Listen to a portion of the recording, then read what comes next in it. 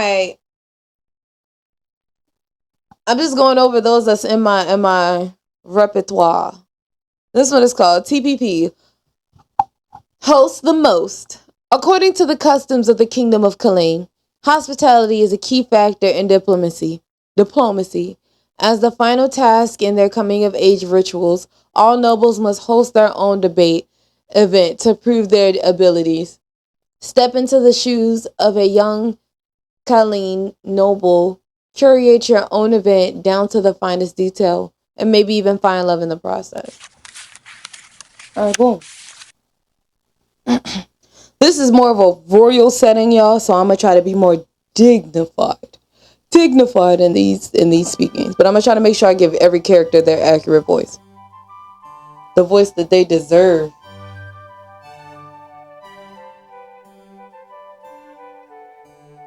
It's a quiet morning in the middle of the noble halls of House Rook.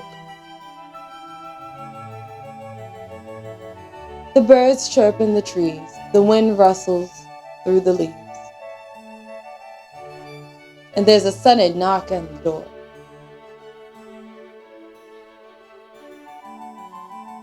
What are you still doing here?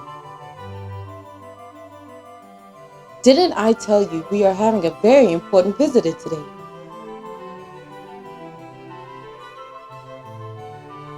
Come on now. We mustn't keep her waiting.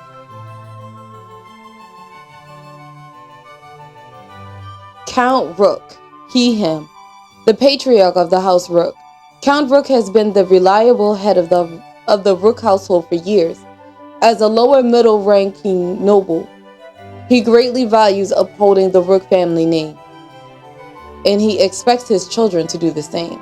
Oh Lord.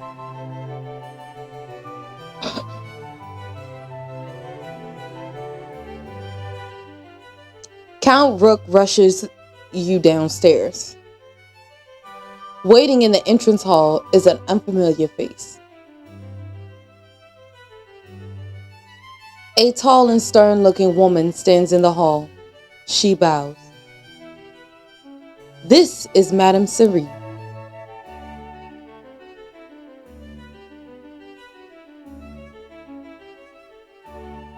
She is the head of the household to the royal family themselves.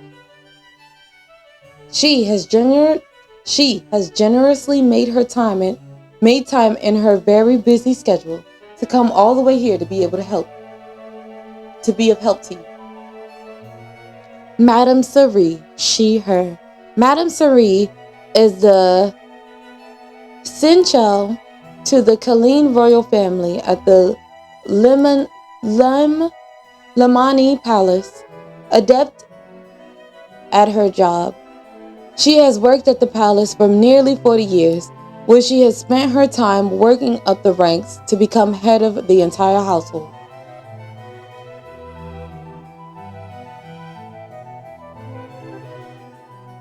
It's a pleasure to meet you.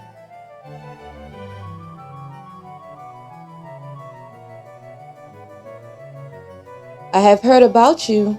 I have heard a lot about you from your father. Well, go on, introduce yourself.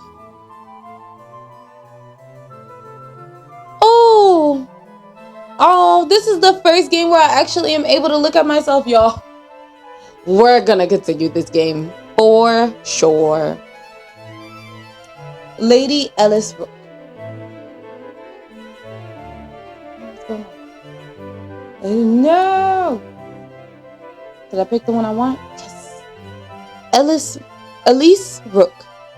As the eldest child to the noble Rook house, Lady Elise Rook is first in line to inherit the title of Countess Rook.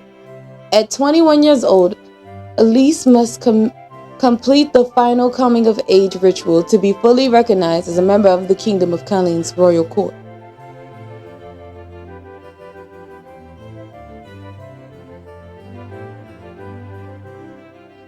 How do you do, madam?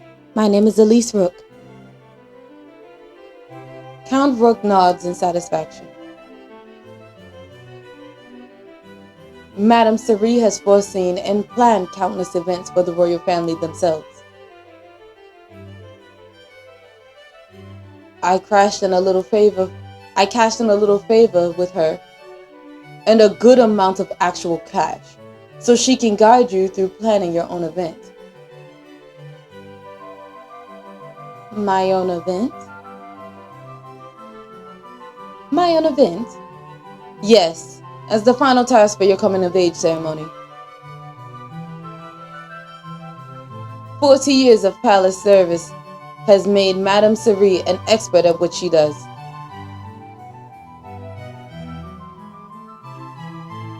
You would do well to take advantage of her knowledge. I'll make you proud. I know you will. Oh, okay, was that like the determining factor as to whether or not me and my dad have a tense relationship or not? I know you will. I'll leave you both to it then. I can't wait to see what you do. Count Rook leaves you in the capable hands of Madame Cerie. Shall we begin? The debut event is the final task to prove yourself worthy of being a noble in high society.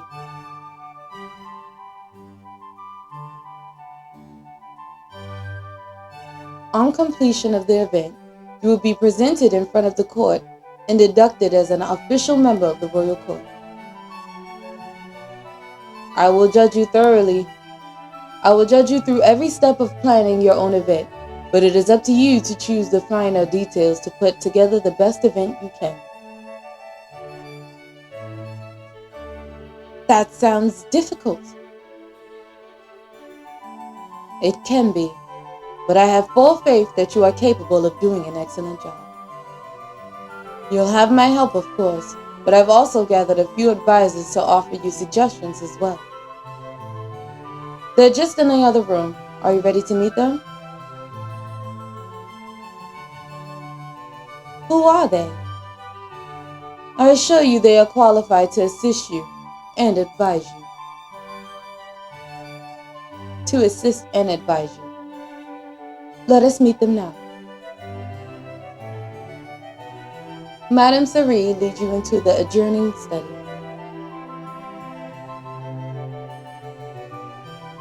You immediately notice 4 people scattered throughout the room, and you recognize all 4 of them.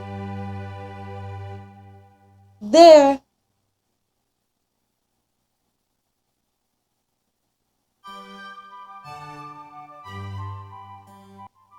Madame Cerie nods, pleased with your reaction. I have gathered 4 members of the royal court, each who have completed their own coming of age. These 4 put some of the most successful debut events I have ever attended. You didn't get to go to those debut events, but there is a reason why you recognize them. These 4 are among the most prominent young nobles in the entire kingdom. They're leaders in every fashionable and of importance, in everything fashionable and of importance, and are very powerful people in their own right. Please, take some time to introduce yourself to each of them.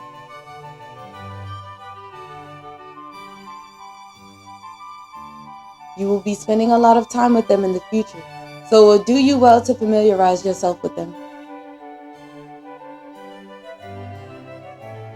I can't even see none of their faces. I don't even know who nobody is. Lady Hannah Medine, Lady Renelle Bristol, Lord Dalton Wilman, Lord Zachary Andrian.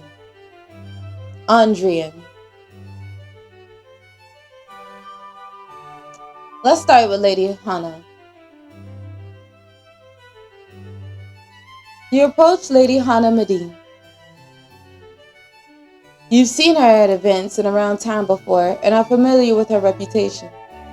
Lady Hannah is considered the most fashionable noble there is and is highly sought after as a connection and attendee for events. She's selfless and giving, and everyone is constantly vying to be her friend.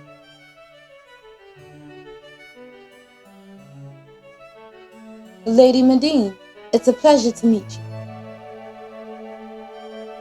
Thank you for agreeing to help me with my debut event. Oh, she is so pretty. I would want to be her friend too. Oh, you already know my name. There's no need to thank me. I absolutely love planning events.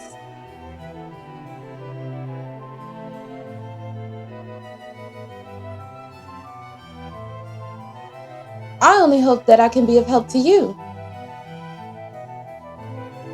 You will be. I know it. We're gonna be besties. You will be. I know it. Oh, you're too kind. I can't wait to work for you. I can't wait to work with you.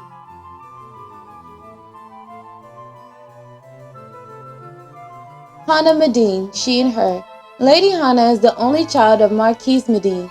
She is considered to be one of the leaders of the fashionable world, although always introducing the newest trends to the capital city of Lemani. Likes music, warm weather, gossiping. Dislikes tragedies, bees, small faces. LOL. She likes tea. Who doesn't like a nice cup? Choose another character to talk to. Let's talk to Renelle. One of these characters is going to be plotting my downfall, if not two of them. You approach Lady Renelle Bristol. Bristol. You've only seen her a handful of times at a few events, but you know about her. Everyone does. Lady Renelle is an expert in the business world, running her father's estate with cunning fierceness.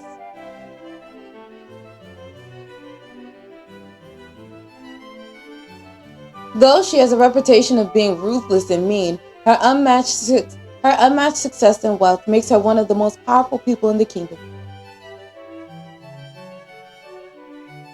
Lady Bristol, it's an honor to meet you. Thank you for being here today.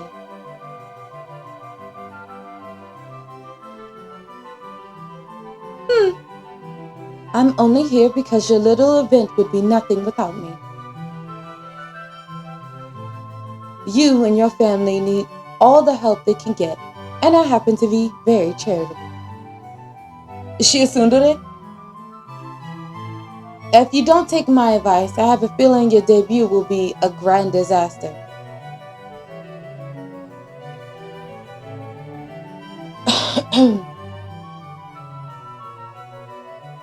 I greatly value advice. Trust me.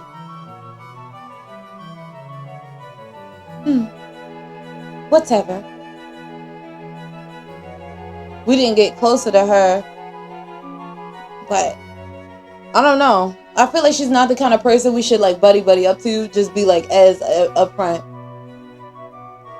Lady Renelle Bistro. Lady Renelle is the eldest daughter of Duke Bistro, and heir to the Bristol Duchy. Cunning and smart, she is an expert at running her father's estate and is infamous for her unmatched success and ruthless attitude. Likes rubies, traveling, being correct. Dislikes people wasting her time, embroidery, and humidity.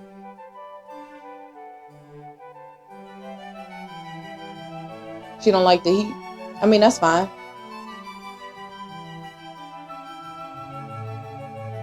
Now let's talk to the guys. Lord Dalton William.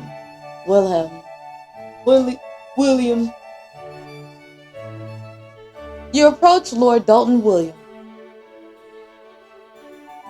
You've seen him at nearly every event you've attended, though you've never talked to him.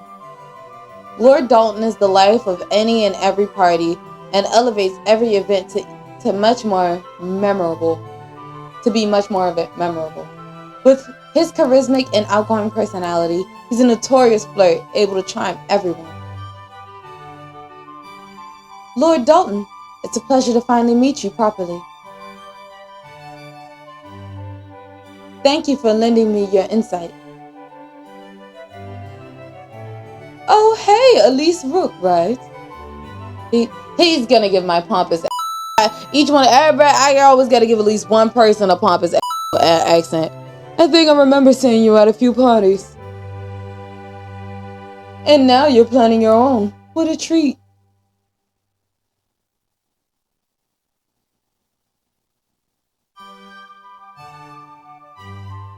It'll be a party for the ages.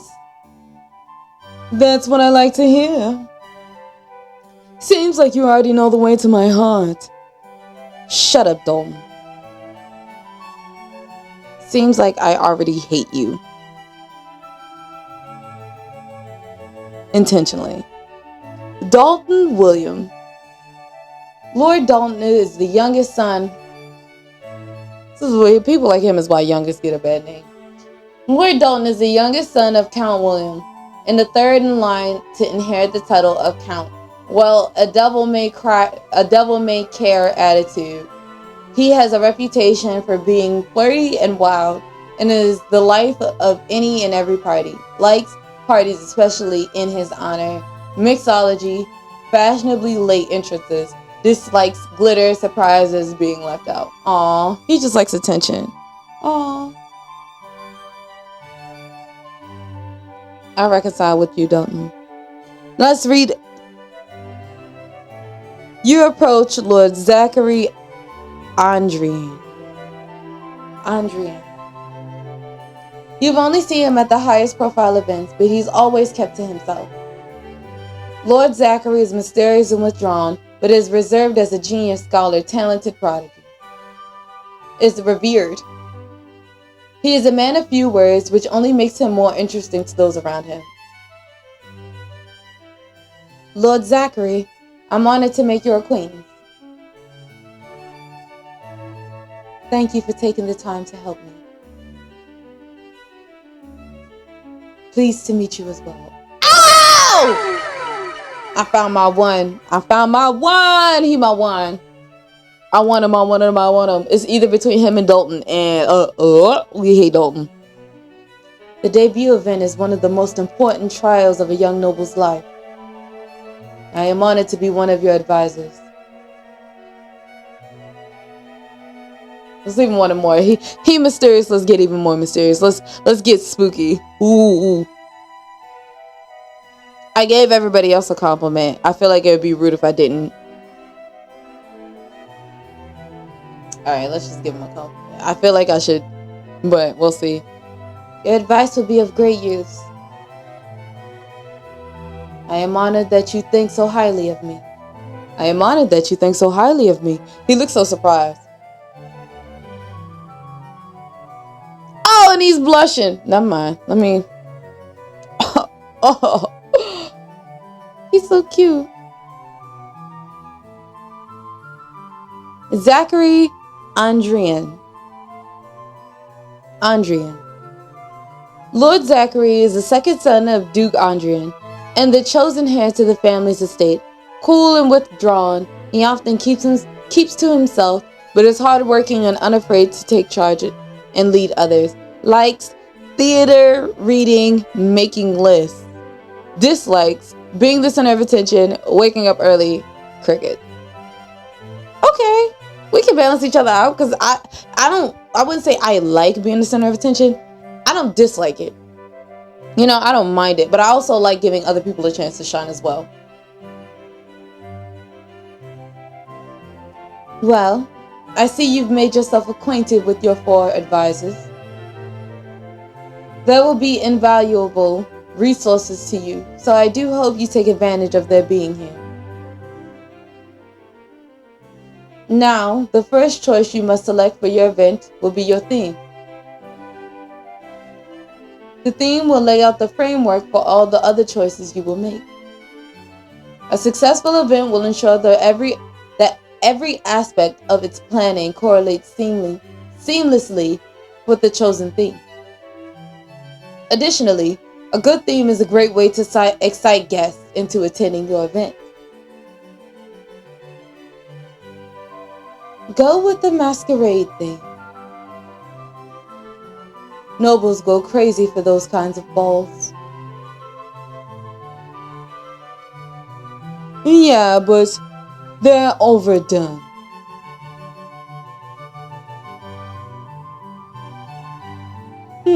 I've been so far too many. I've been to. I've been to far too many masquerades this year alone. This year? But it's barely 2 months into the year. Besides, I'd like to see you have another better idea.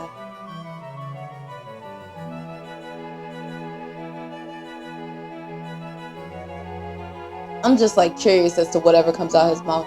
What? Jealous that I've received more party invitations than you? And of course, I have a better idea. A harvest festival. Is this my debut ball or am I celebrating everybody?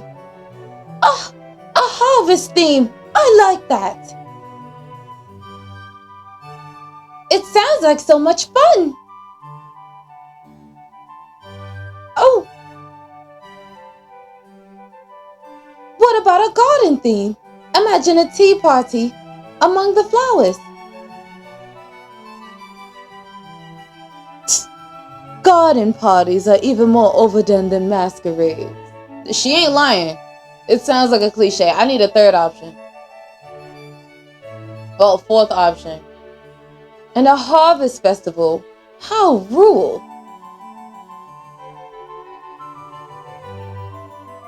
I think they all sound like great ideas. The theme is important, but what really matters is how you execute them. That's true. I've been to far too many parties with great ideas and terrible execution.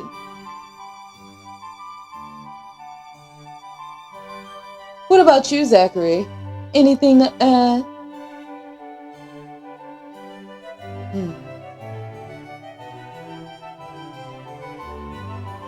Something noble and patriotic would be a great way to be introduced into the royal court.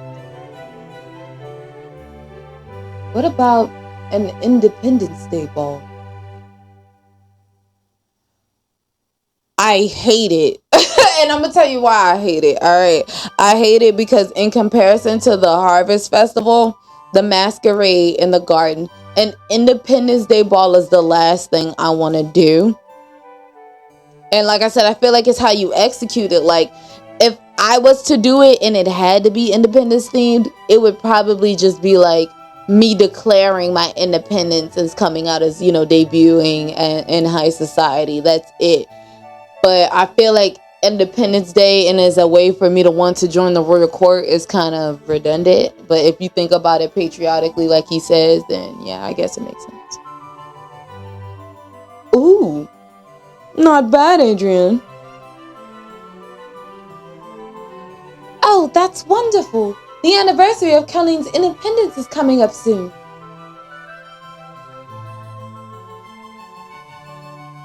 Well, I guess it's the best damn idea in the book. I didn't know that. The members of the court would love to attend something celebrating that. Well, those are all fine suggestions. But it's up to Lady Rook to decide. What theme would you like your debut event to have? I hate the Independence Day theme, and then I'm going to have to choose everything else around that. Oh, thank God I can't pick his idea. Oh, my goodness. I didn't want to, but I felt like I had to because I'm obsessed with him. Okay? So, between a garden party, a harvest festival, and a masquerade ball, I feel like the closest... Oh, I can pick his idea. Okay, well, y'all know what we gotta do. I'm gonna plan around this party somehow. Strictly for personal benefits. Damn! He really do keep to himself. He's a closeted sweetheart. He's not used to interacting with people, let alone women, on a consistent basis. I'm flattered that you like the idea as well. Any of the other ideas would suffice, but I'm pleased with your choice. This doesn't always mean I'm going to be picking his decisions. I just want y'all to know that. It's not always going to be coming up Zachary. No, it's not. Hannah had a good idea. I did like the garden idea. It will surely be a great event to celebrate the founding of Colleen in such a way.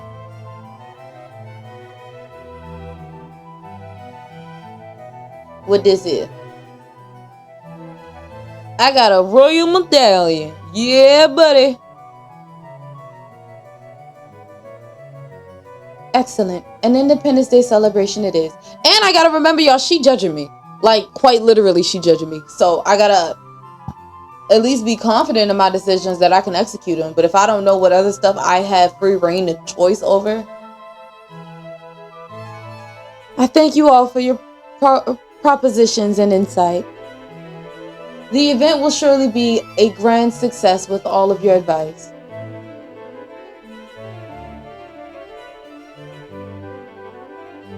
Now, Lady Rook, I believe it. I believe it is in your best interest to conduct some research on your theme. Literally. I have no idea. We will convene once again in a few days so that your advisors can assist you in the selection of the next element of your event. For now, you are all dismissed. Thank you for your time.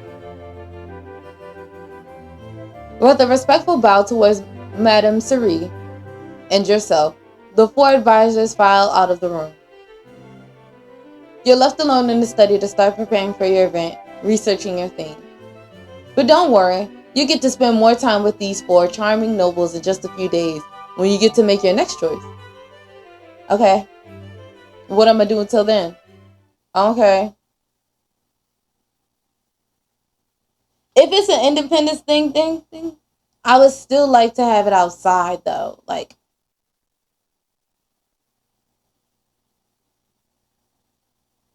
I feel like all of these are just like me choosing up to my event. I'm not sleepy, you are. Nah, but for real though, I yawn at least like probably 50 times a day. In the morning, in the afternoon, at night. When I wake up, 3 hours after I wake up, when I'm eating lunch, when I'm eating a snack. Like, I yawn so often, like, you think I'm always tired. The loading screen be making a scene. It's taking its time, and I wanna read. It's a brand new day at the Rook household.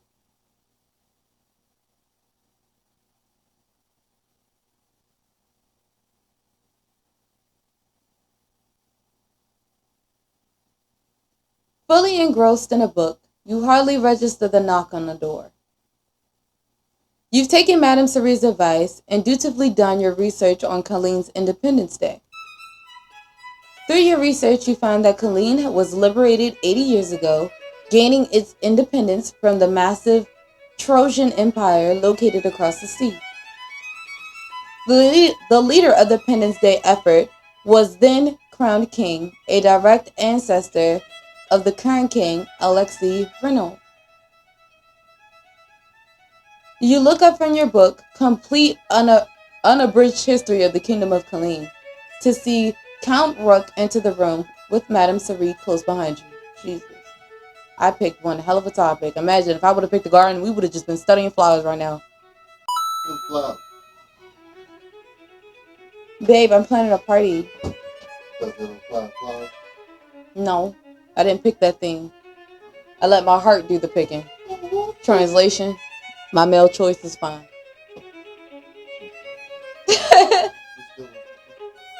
Yeah, you just put hot water in. Just a little bit.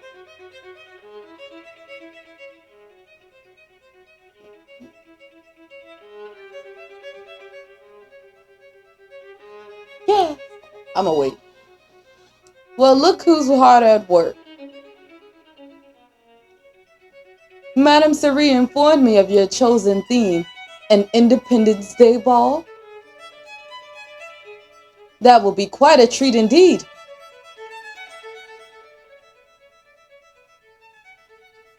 Indeed. Though there is much work left to be done. Madame Cerie looks at Count Rook, potentially, pointedly. Oh! Yes, I'll leave you both to it then. I have business to take care of. Count Brook leaves the room, muttering something unintelligible to himself. An Independence Day ball? What fun! Yes, yes. Such a fatherly response. Well, I hope you've prepared for the next step of the event planning process. We will be selecting your venue, the local at which your event will take place.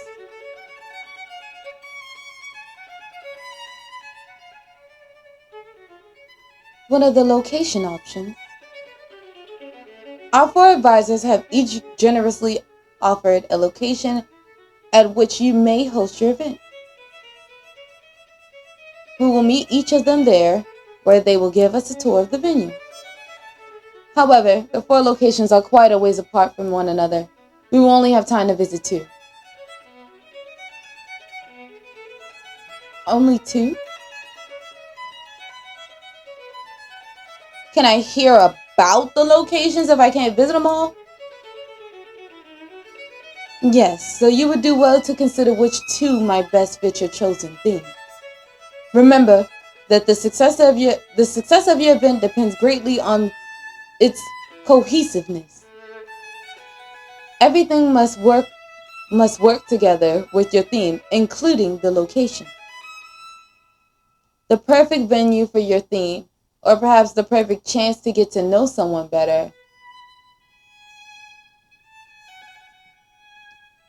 Pick a location to visit. I don't know who suggested what location. Okay, think about it.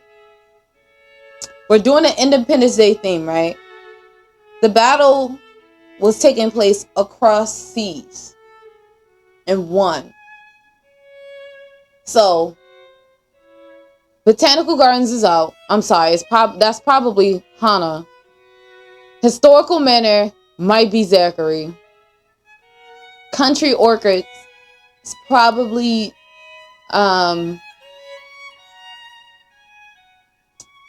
Dalton. I feel like Renelle probably chose Mountain Palace. Either she chose that or Dalton chose that. I really hope she chose it and not Dalton, because I'm thinking it's going to be, we're going to go to the Historical Manor. House Medine's Manor is one of Callan's finest jewels. I'm quite eager to see it again. You follow Madame Cerie to the carriage, which awaits dutifully for you. You settle in for a long ride, the constant gentle sway of the carriage nearly putting you to sleep. A couple hours later, you smell of salt in the air and can hear the rush of waves. We've arrived. The carriage slows at its destination and rocks to a stop. You step out of the carriage, followed by Madame Cerie, are surprised at a drastic change in your surroundings. You are greeted by the distant side of the ocean and a faint cry of seabirds. A servant leads you and Madame Cerie towards a stately mansion where a familiar face awaits you at the doors. Oh, this was Hana's idea. Oh, I love it. Hello. Oh, I'm so glad you both made it all right. I was starting to worry that you wouldn't be coming at all. If Lady Rook... Oh, see, I got confused because they started talking and they showed Hana. I'm sorry. If Lady Rook had chosen a different location to visit, we might not have had time to see you. Oh, yes, so you mentioned. It would have been quite a shame, but I am truly so delighted you decided to stop by. Lady Elise, have you ever visited before? The manor is quite a popular visiting site for young nobles and their tutors. No, but I always wanted to visit. No, I was never interested in history much. No, but I've always wanted to visit. Well, are you going to love it? Well, you are going to love it. Trust me. I'm delighted that I get to personally show you around. Yay, Hannah! Ah! Did we not get as close as I thought we did? Why Hannah's only go up a little bit? It's too bad that you never visited for your studies. Just imagine, maybe we could have met years ago. Aww. Well, what matters is that you're here now, and we're going to have a wonderful time. With an excited bounce on her step, Lady Hannah guides you and Madame Cerie through the manor.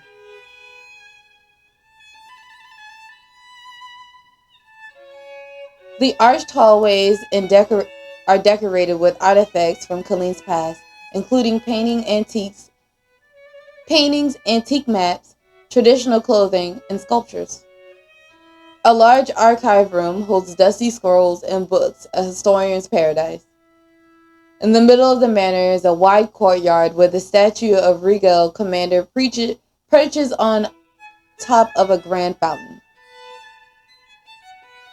This statue is the commander of Colleen liberation effort. Do you know about him? The statue of Colleen's liberation effort. Yes, I'm familiar. As expected, you are well learned. After Colleen gained his independence, he was chosen by the people to be our kingdom's our first king. See? Okay, I thought so. I didn't know if that was him or not, yeah. But I was right. This fountain was built exactly where he stood during the final battle, commanding our forces to victory on this very shore. One of his top-ranking generals was none other than my own ancestor, and he was granted the rank of Marquis for his services. He built this monument in the manor dedicated to our kingdom's history, and the Medine family has taken care of it ever since. It's quite impressive. I wonder if people would make statues about me.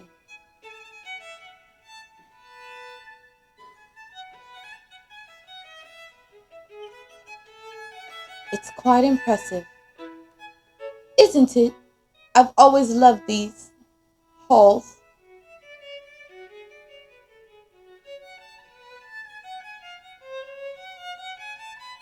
Aren't they just the perfect place to wander with someone arm in arm?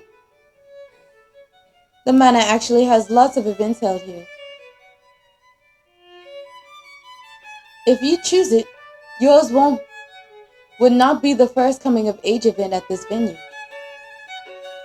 But I want to help you. You'd be the only person with access to the entire manor.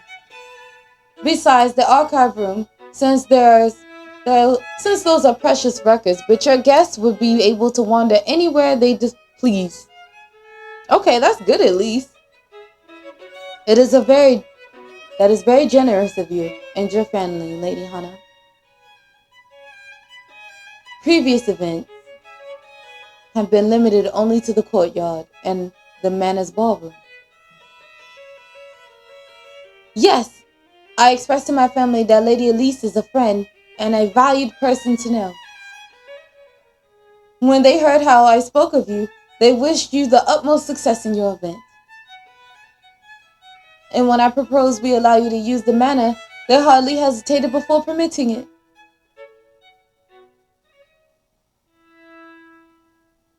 You honor me, my lady.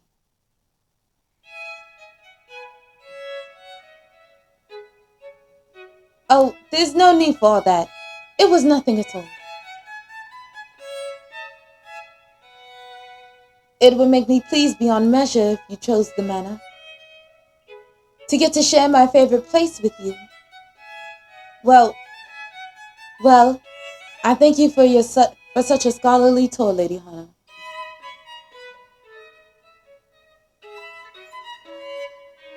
You certainly are an expert of all of things here. Lady Rook, what did you think of this manor?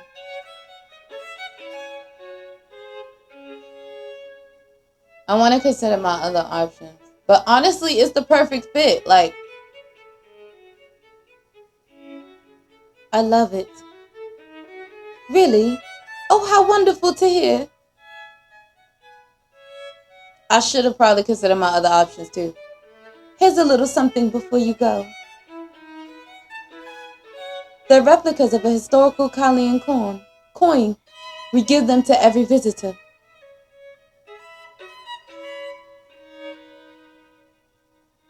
Ooh, it's so symmetrical. I hope you'll visit again soon. Hana walks you and Madame Siri to the door, waving farewell as you leave. I have been to the Medine Manor a number of times, but I thoroughly enjoy my visits every time. I suggest you contemplate your choice very carefully. Choosing a venue is a huge decision for any event, especially for one as important as your coming of age. Even if you are set on this one, we should visit one more to keep your options open. Where would you like to go? The Mountain Palace. It will be quite the journey, but the Adrian Winter Palace is quite remarkable. Oh, did I pick the right one? Ugh, did I get Zachary? His last name is Adrian, right? You make your way to the carriage where the driver awaits you.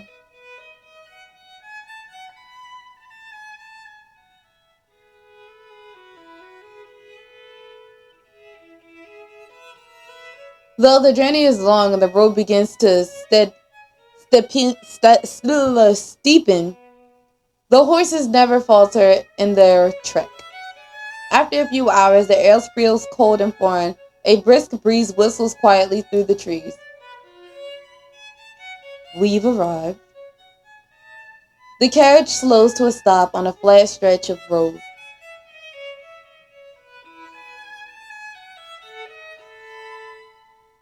Stepping out, you are surprised to see such an unfamiliar environment. A light covering a snow dust every surface, though the road has been scraped down. The palace is unlike any you've ever seen, built of wood and stone instead of marble and tile. You are welcomed inside by a butler who leads you to the drawing room.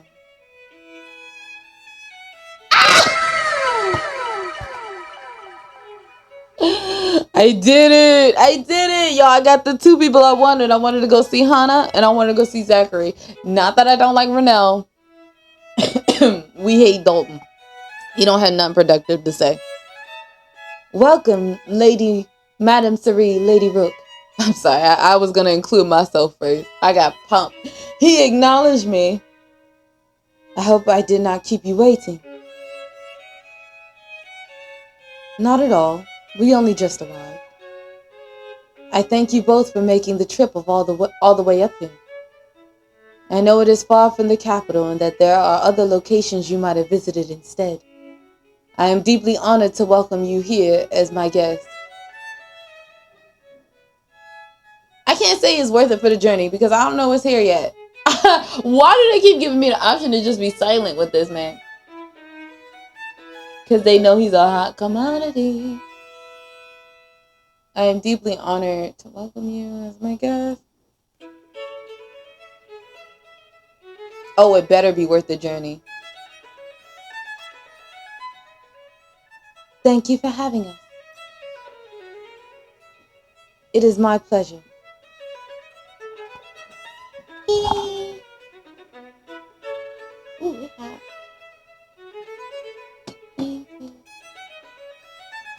Got me tea, y'all.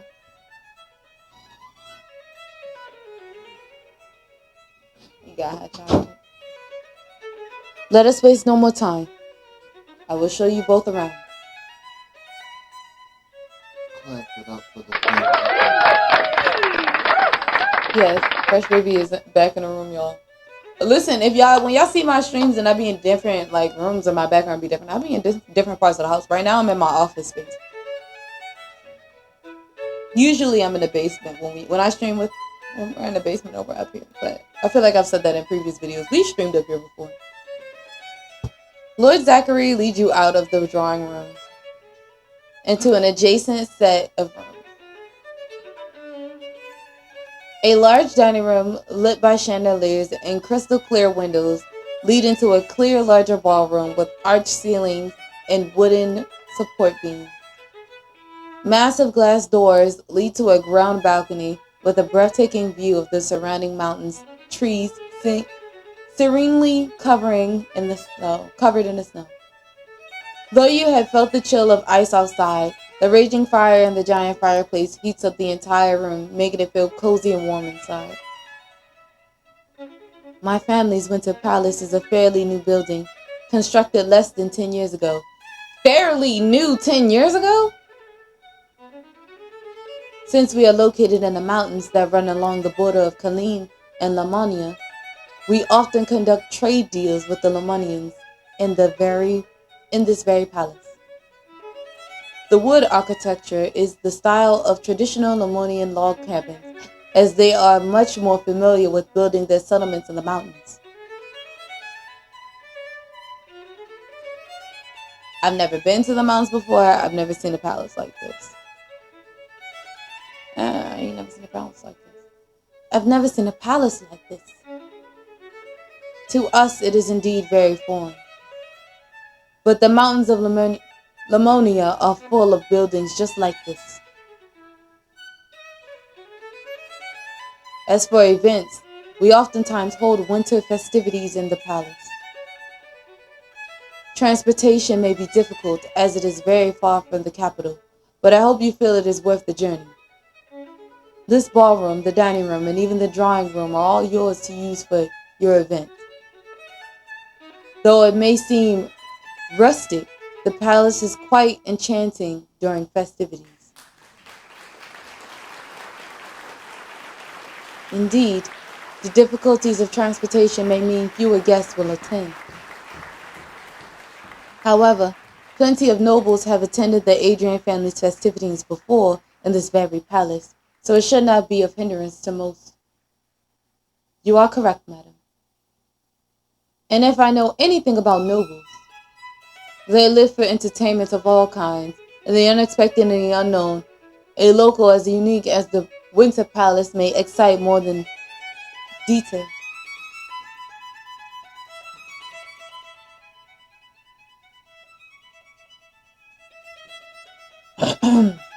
Would you say the same for yourself? Would you say the same for yourself? Unknown places, unexpected people. I know I am not the best at putting myself out there, but it would be a lie to say they do not interest me. I know you both are busy. You must take your leave soon. But I invite you to call anytime you wish if you would like to see more of the palace.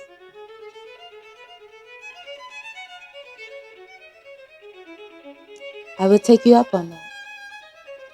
Excellent. We coming back.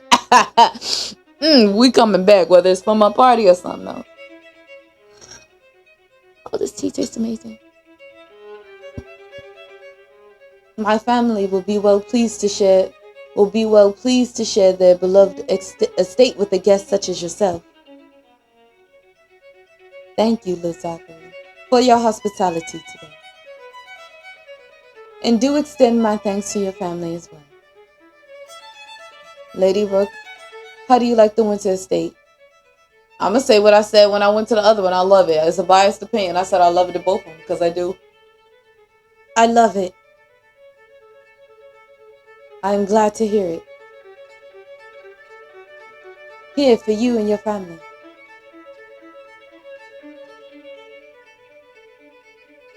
Did this man just give me tree branches? Pine. I'm not coming back.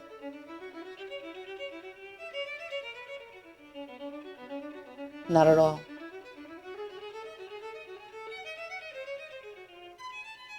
Since it is quite rare to be able to travel to the mountains, do take some of the mountain home with you. I look forward to hearing what your decision may be, Lady Rook.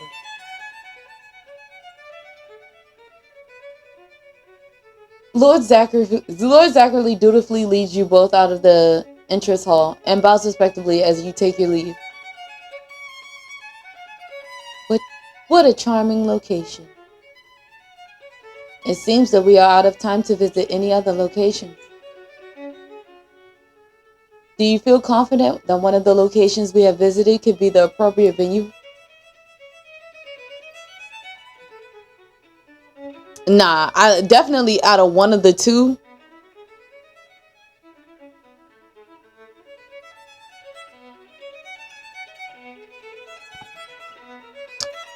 Definitely out of one of the two. Um, I definitely picked the best options. Like, Adrian's estate seems cool and all, and then it has the ocean view that I said I wanted for my theme based off of my theme. It is unfortunate that you will not be able to see the other locations as they are supposedly quite magnificent. But I think the two we have seen are more than suitable candidates. I agree. I would advise that you take the evening to think over before finalizing your decision. So she keeps stressing that my event is like so my coming of age is so important and I need to take it seriously. Right? Right. I did just pick that man's location because I'm stalking him. Like I promise you I did. You and Madame Cerie head back to Housebrook. The journey is long and the day has been even longer, but your mind buzzes with all possibilities of each location you visited. Hana's location is the best fit for my theme. I've never they've hosted other coming of age events there, so I won't be the only one, but I'm going to be the first one allowed to use the ballroom, so that is a perk. When you return home, it is late. The sun has long set, and plus, I can't. No, my coming of age ceremony, I can't be coming back this late unless he let me stay. When you return home, it is late. The sun is long set, and you need rest. Get some sleep. When you are ready, you may contact me and inform me of your choice. It is better that you give it some more thought, since I would advise you to carefully consider which location best fits your theme. You will find that getting rest is more valuable than contemplating something important when you are tired. I beg to differ.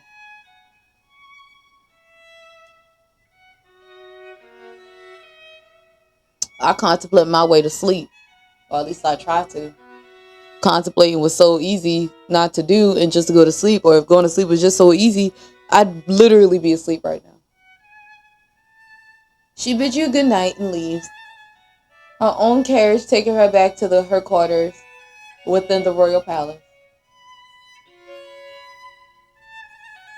You headed to House Rook,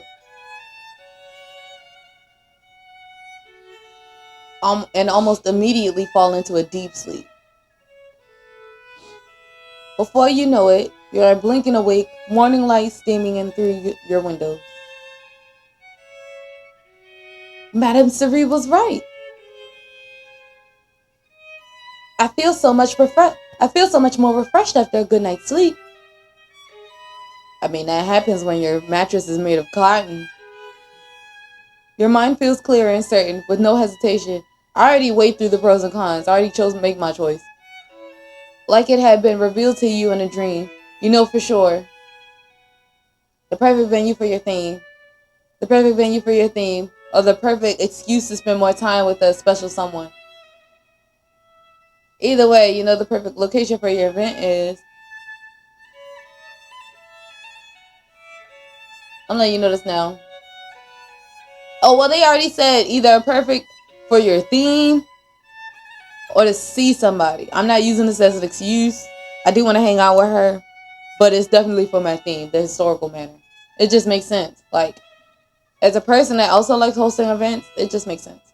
I chose this one. I have to stay. Listen, I chose my theme based off of the man. I can't choose my location based off of him, too. Hurry to your desk. You find an envelope and paper and write a quick note to Madame Cerie. You hand it over to a servant with directions to deliver it to Madame Cerie at the Royal Palace. A few hours later, you hear a knock at the door and you go downstairs. to see Madame Cerie and Lady Hannah in the foyer. Lady Rook! Words are not enough to describe my delight. Lady Hannah, what are you doing here? It turns out I wasn't the only one who was excited to hear your decision. Lady Hannah insisted she'd accompany me here when I informed her that you had chosen the historical manor. Here, this is for you. Hannah eagerly pressed a sheet of paper into your hand.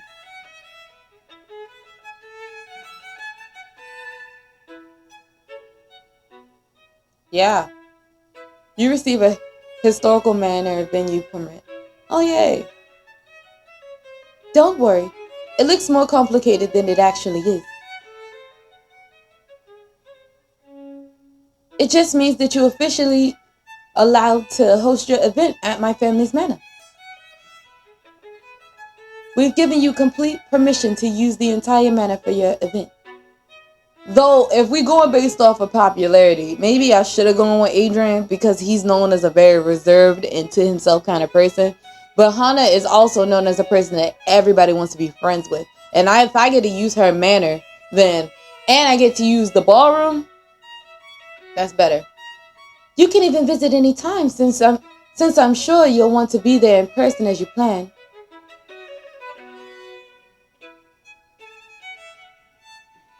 I can't wait. Me too.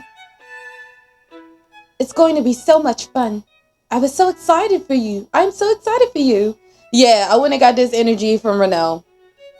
Renelle would have been like, yeah, you should listen to me. And Dalton would have been flirting with me and thinking that he got the best idea. Together, you and Hannah and Madame Cerie head into the study to complete the paperwork.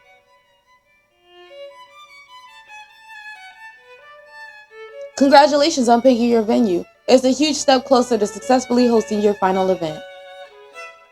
But there's still lots to be done. Many more choices to make on the path to crafting your perfect debut.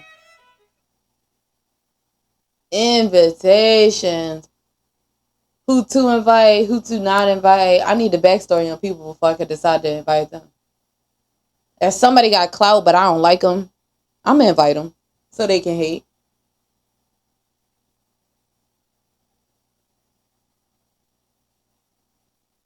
See, I be clicking it twice because I don't be thinking it be registering.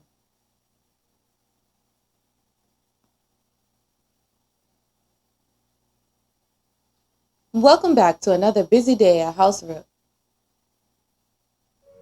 As it is the norm these days, you spend all your free time preparing for your very important debut event. Now that you've chosen the historical manor as your location, it's time to start sending out invitations. But this is the age before technology, which means you have to write them all out by hand.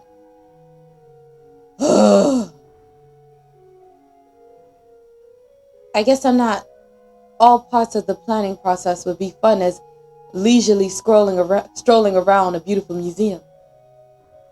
Though Madame Cerie and other advisors aren't here to help you right now, they've kindly given you insight on most prompt nobles you should have at your event.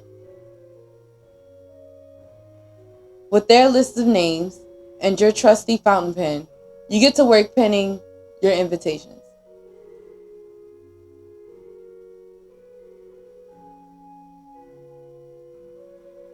Phew, my hand is cramped.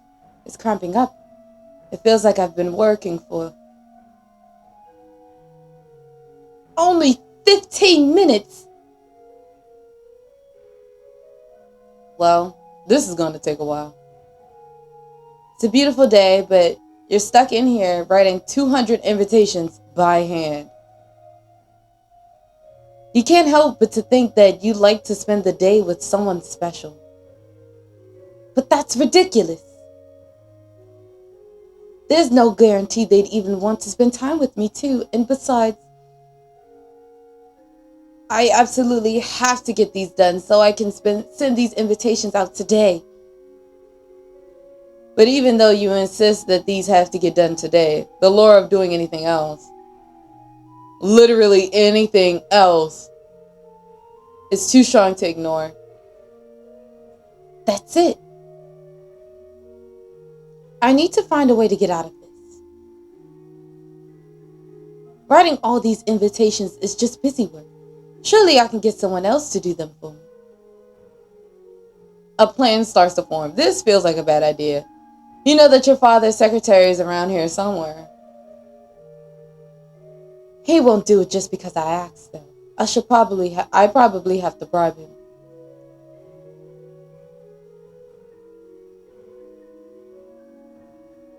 Bribery is expensive, though. Bribery is expensive, though, and involves some questionable morality. What about a maid? A maid has to do anything I ask them, including my busy work. This doesn't, it just sounds like invite somebody over that could be there with you while you do it. That's what it's giving. It's giving I got work to do and I need somebody around. I do that. I hang out with my friends while they do work and while I do work. But can my maid even read or write? Well, it looks like you have options.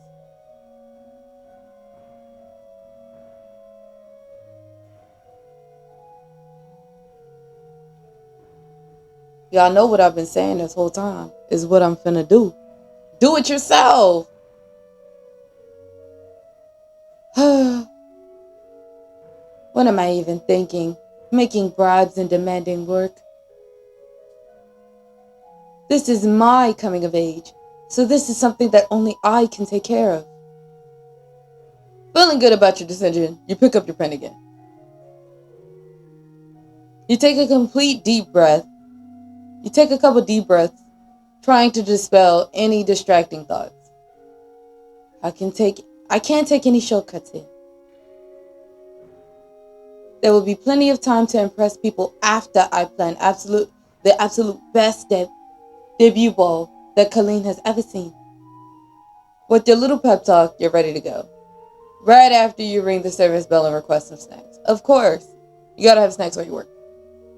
It's gonna be a long day after all. You might as well treat yourself. With your trusty snacks and lucky fountain pen, you get to work. You can't help but to wish you had some sort of device that could transfer letters to paper.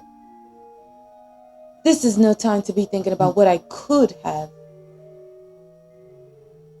I need to make do with what I do have. The only sound in the room is your pen scratching against the parchment paper and your own occasional breaks to munch on cookies.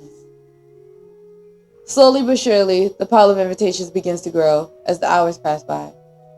Your concentration is suddenly broken when you hear a slam. What? The front door slams shut, and you hear the bustling in the foyer as your father returns home and several servants swarm to help take his things. Count Rook appears in the doorway of the drawing room. He looks nearly surprised to see you there.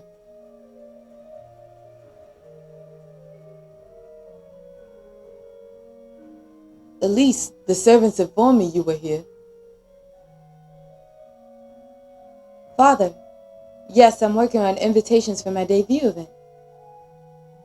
You are?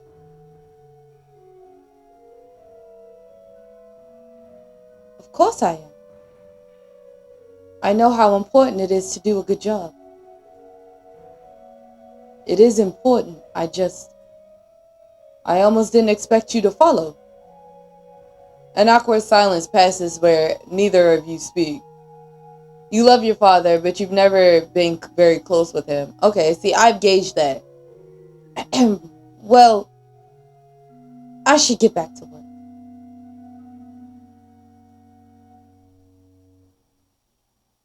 These invitations won't write themselves.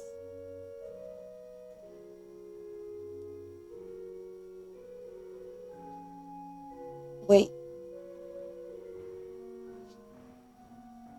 I slam him out. it's Fresh Baby Papa. Do more drugs. It's good for your mind. Bro, I literally said the opposite of Wobble. Don't listen to her. She got insomnia. They got insomnia. Birds of a feather. Don't listen to him, chat. He just yapping. You look up in surprise to see the Count sit down at the desk with you. Let me help. You want to help me? You've impressed me. While I was out, I thought that surely you would be taking advantage of a day like today. So imagine my surprise to see you here. How'd that work?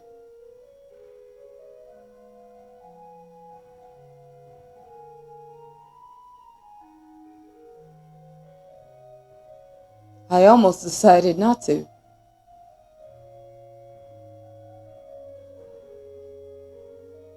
Trust me, I was extremely tempted to do so.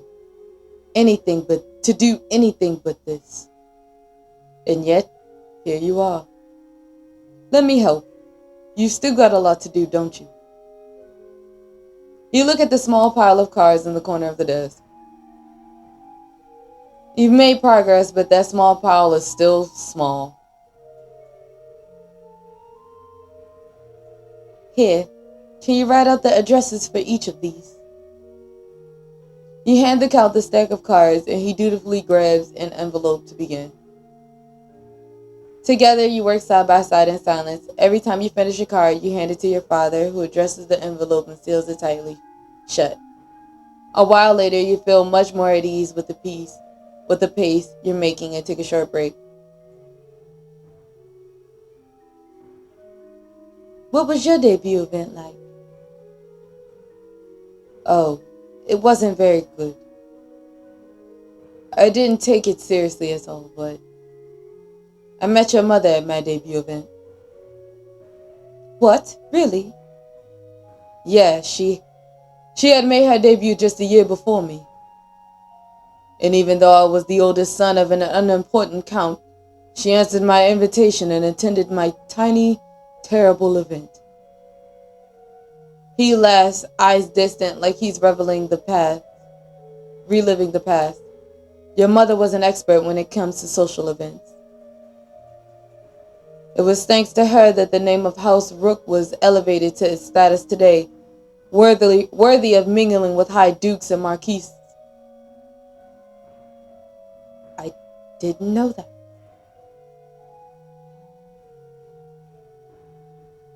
She died much too young. She would have loved being here now to help you with this event. What was she like? I barely remember her. She was life itself. Oh, you could tell he loved her. She was so much energy and ambition, so in love with living that she made the best of every single moment she had.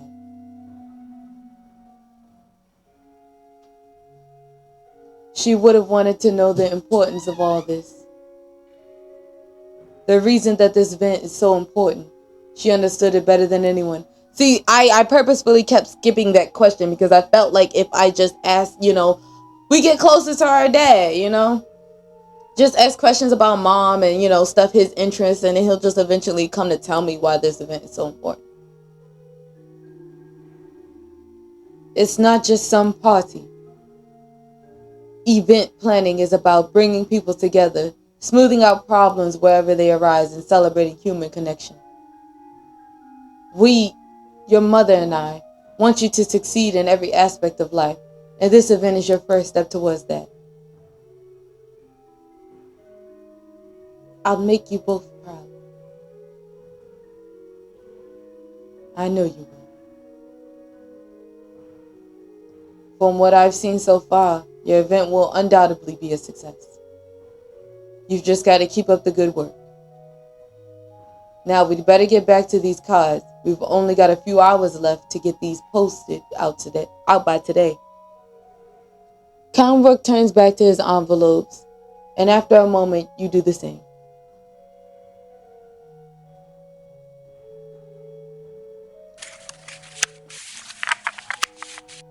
You return to work in silence, but this time the air in the room feels warmer and more understanding. You've never been practically close to your father, but you feel that you understand him a little bit more.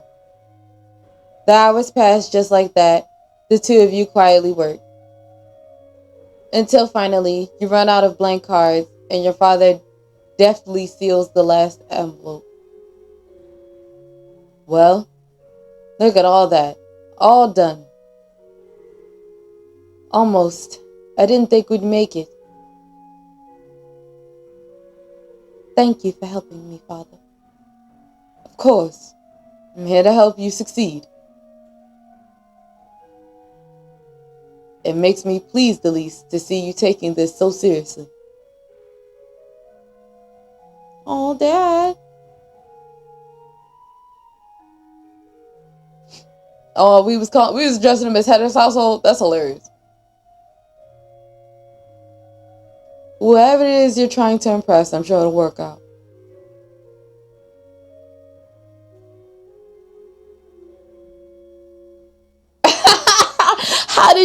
How did you know? Oh my goodness, how did you know?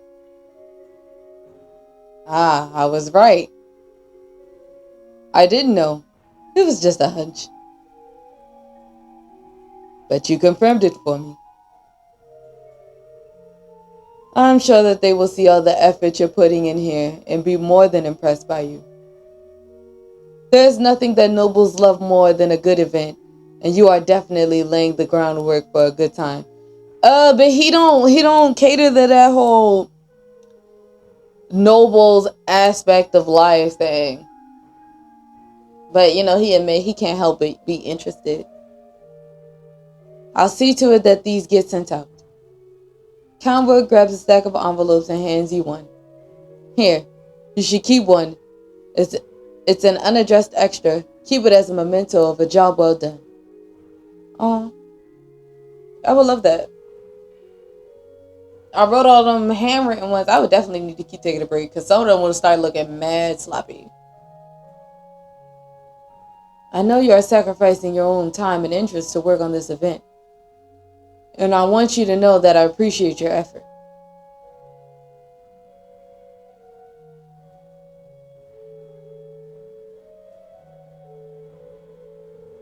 Will I start calling him Dad eventually?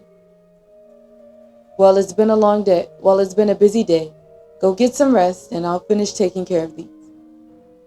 And with that, Count Rook leaves the drawing room, taking the invitations with him. You can hear him call out for a messenger and instruct them to deliver the invitations to be posted.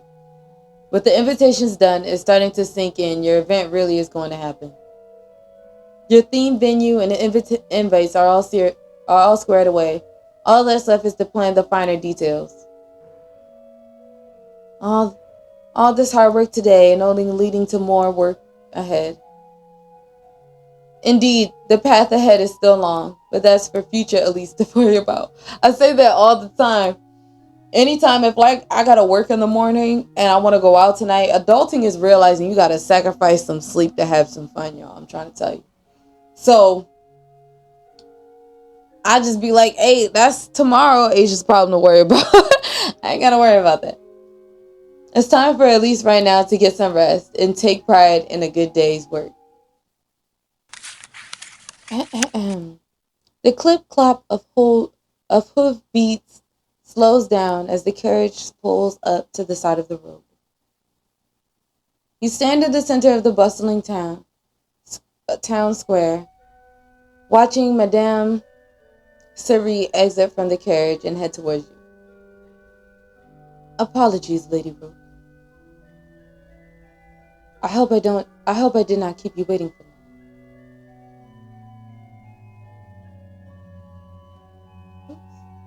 Not at all.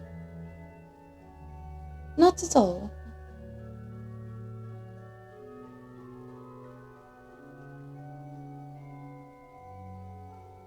I know you're a very busy person. Indeed. It has been a lively few days at the palace. I'm sure you've heard. We have a very special visitor arriving in just a few days.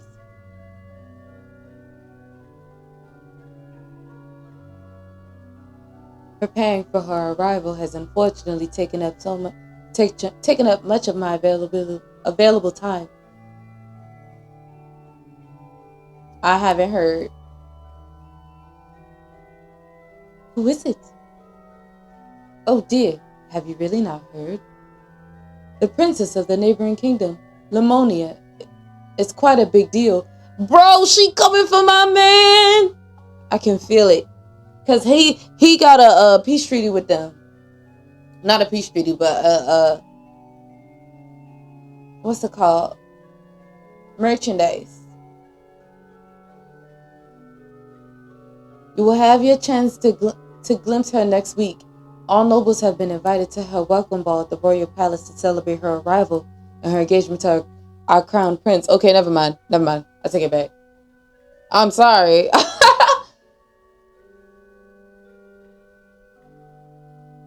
To be fair, she said all nobles have been invited. I'm looking forward to it.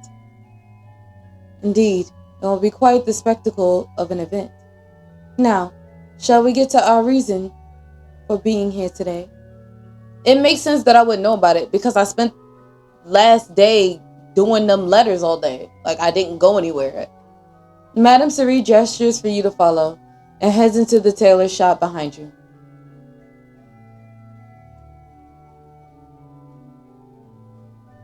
The tailor's is vibrant in the morning light with rows of colorful, fine fabrics and ribbons neatly lined upon the walls.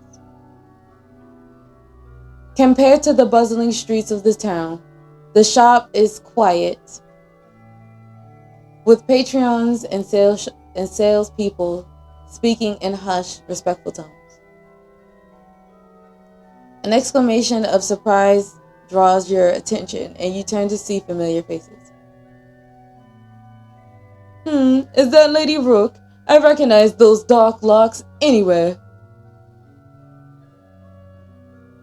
Oh, it is! And Madame Cerie. How do you both do?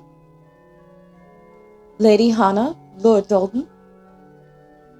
Hannah, why are you here with Dalton? Not that I care for him. I just want better for you, baby. It is a pleasure to see you both again.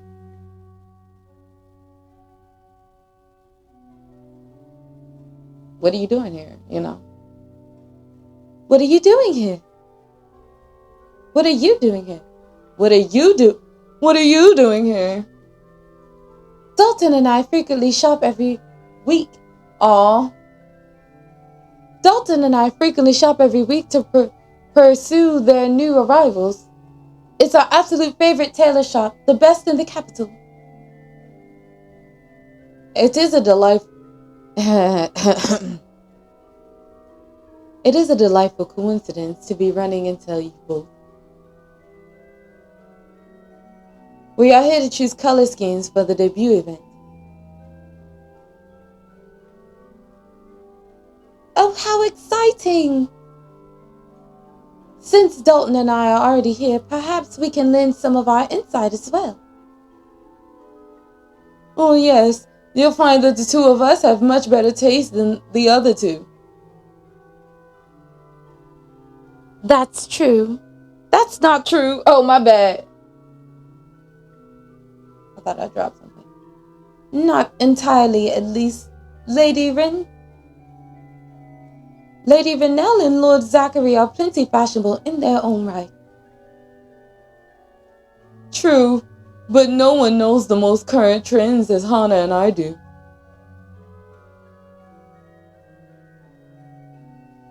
I don't feel like Zachary knows much about fashion either. I feel like Renell would know something, but these two right here, I don't doubt it. I trust Hannah. I trust your expertise. Oh, I know you both have reputations for being among the most stylish members of royal court. Right. We know Hannah got clout. Oh, you flatter us. But it is true, we won't deny. Well, we appreciate any advice you may have for us. The color scheme for your event will dictate future choices you make for decorations, flowers, and placement. As with every decision, be sure to keep in mind your chosen theme and whether or not the colors reflect that theme. Remember, a completely successful event will mean full cohesiveness down to even the smallest detail. Jesus. Take time to peruse the shop and all it has to offer before you come to a final decision. Madame Cerie goes to talk to the shopkeeper, leaving you to examine the walls of fabric.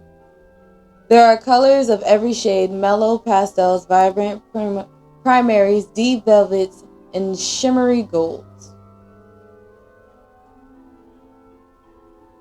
Need any help? The amount of choices can be overwhelming. I know. I like to look at the color swatch schemes that are created by the seamstresses. No one knows what colors fit together better than them. On display are small cut squares of fabric gathered together to form pleasing color palettes and held together by small metal clasps. It helps narrow down which colors will go well together, but there are still too many choices. I'm gonna ask Hannah because she also knows what my venue is, and if she can help me coordinate a color scheme based on my venue, if anybody could, it be her. Lady Hannah,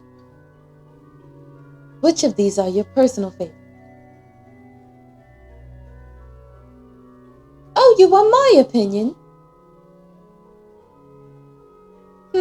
Let's see.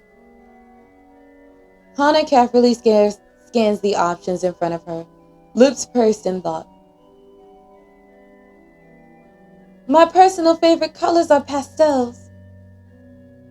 I always have dresses tailored with those schemes. They look so good on her.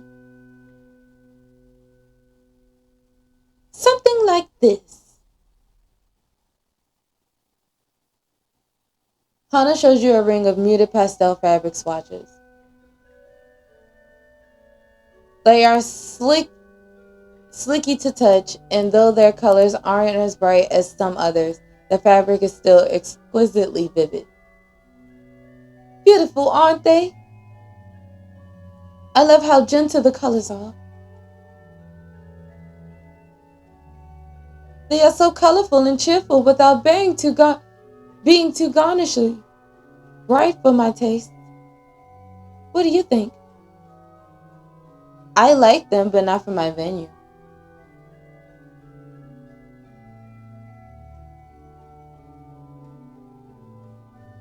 I like them. I see what you mean. Their shades are truly beautiful. Yes, I'm so glad you agree. It's nice to see that we have some similarities in taste, but it's good for you to explore your other options too. I don't want to make you I don't want to lead you to make any rash decisions.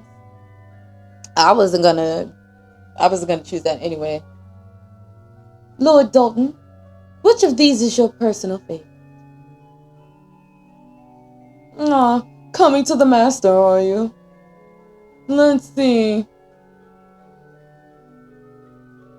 Dalton takes his time to pick through the swatches, putting them to the side as he views them. Ah, this one is nice. I like to get coats and neckties in this color. See? Dalton shows you a ring of brightly colored fabric swatches. They are heavier swatches with a satiny suede texture. Choking on my words. with a satiny suede texture that is so soft to touch, making the bright colors look impossibly vibrant. Maybe you noticed. I like to stand out. And nothing makes you stand out more than expensive, lively shades. I also say there's nothing wrong with the pop of color. It adds character. What do you think? Chat, I don't like either of these options. Like, I really don't. For my theme, I think it fits my theme at the historical. I think his fits my theme more.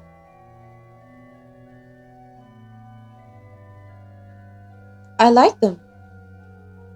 I see what you mean. Their shades are truly beautiful. Precisely, they are spectacular. I would love to see how you look in my favorite colors. Ugh. You both have been exceedingly helpful. Thank you. No need to thank us, Rook. It's what we're here for. I only wish we could help more. More opinions are better than just two. You're talking about Renell and Zachary again, aren't you?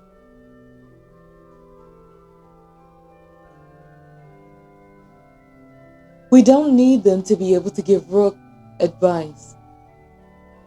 Well, yes, but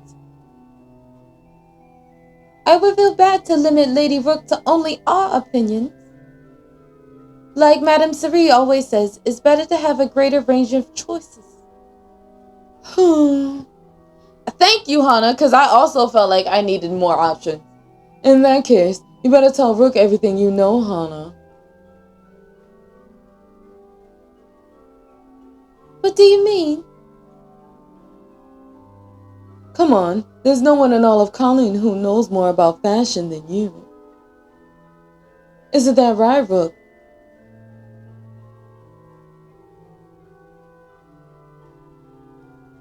I can neither confirm nor deny, but that's Bestie, so I'ma hype her up. Yeah, you're the expert. See, even Elise agrees. Alright. I do happen to know that Lady Renell and Lord Zachary always order. They never come in here themselves, but I have oftentimes overheard their servants placing a pickup to pick up their order. Watch and learn, Rook.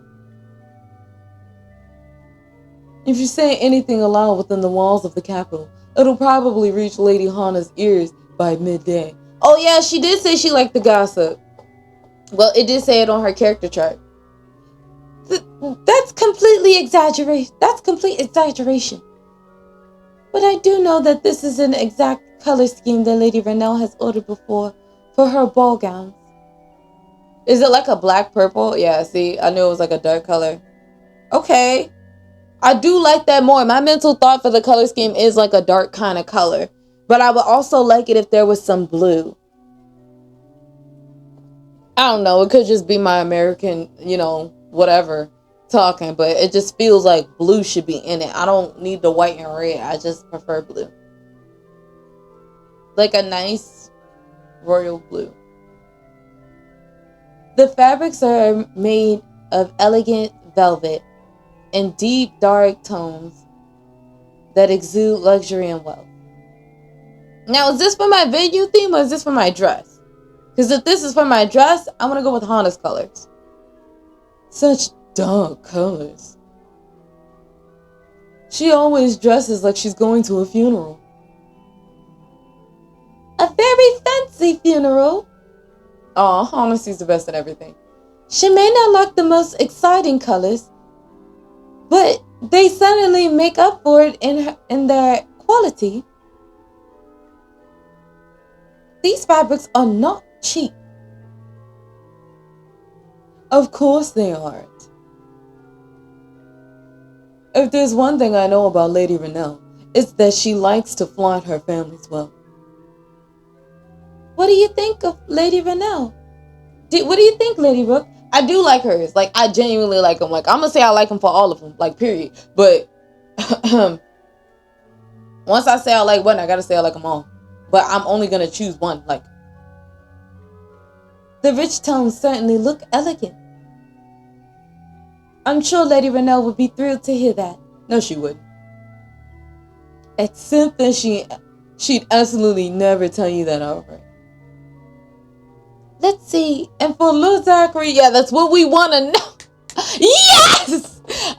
Listen, when I said blue, I didn't, I just felt it. Yeah, I love it. Like, can I say I love it? Lady Hana holds out a fabric. The fabrics are simple, soft, but they are dyed so vibrant and true that you can barely believe that they are real. And tangible colors. Like, look at the way it's so described. It's described in a way for you to fall in love with it. He wears a lot of blue, huh? Well, it makes sense.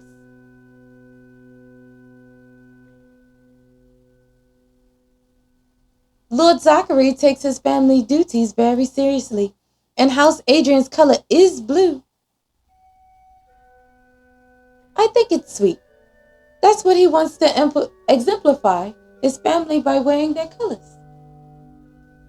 Or it shows that he has absolutely no taste of his own. Blue and gold, he's just a walking coloring flag. He just proved why this deserved to be my color theme. That's true. These colors are extremely patriotic, but that's not a bad thing. What do you think of them? I love them. I love them. I love them. I love them. I know she said I like, but I love. We're gonna exaggerate. Even if it's very patriotic, blue and gold certainly go well together.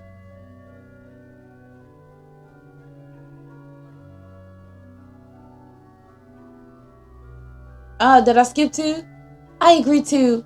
It's a classic color scheme. Well, I've done my best, but I'm fairly confident that those are what Lord Zachary and Lady Renelle would have recommended if they were here. Think you've got enough options to make your choice? Rook, I'm ready. Oh, this is exciting. I can't wait to see what you decide upon. Whenever you're ready, just go up to the seamstress and place your order. She gonna find out anyway. Time to make a decision which color scheme will you pick. You already know. I really wish I would have picked the theme that I actually like now. Like, because I could have still went with his color choices. His theme is just... I don't even know why I picked that. Oh, I picked the theme because I was actually focusing on the ball. And I was trying to, You grab the patriotic fabric swatch ring and head to the front counter where the shopkeeper talks with Madame Cerie.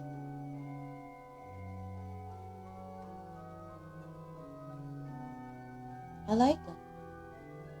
It's cute. You unlock patriotic color swatch.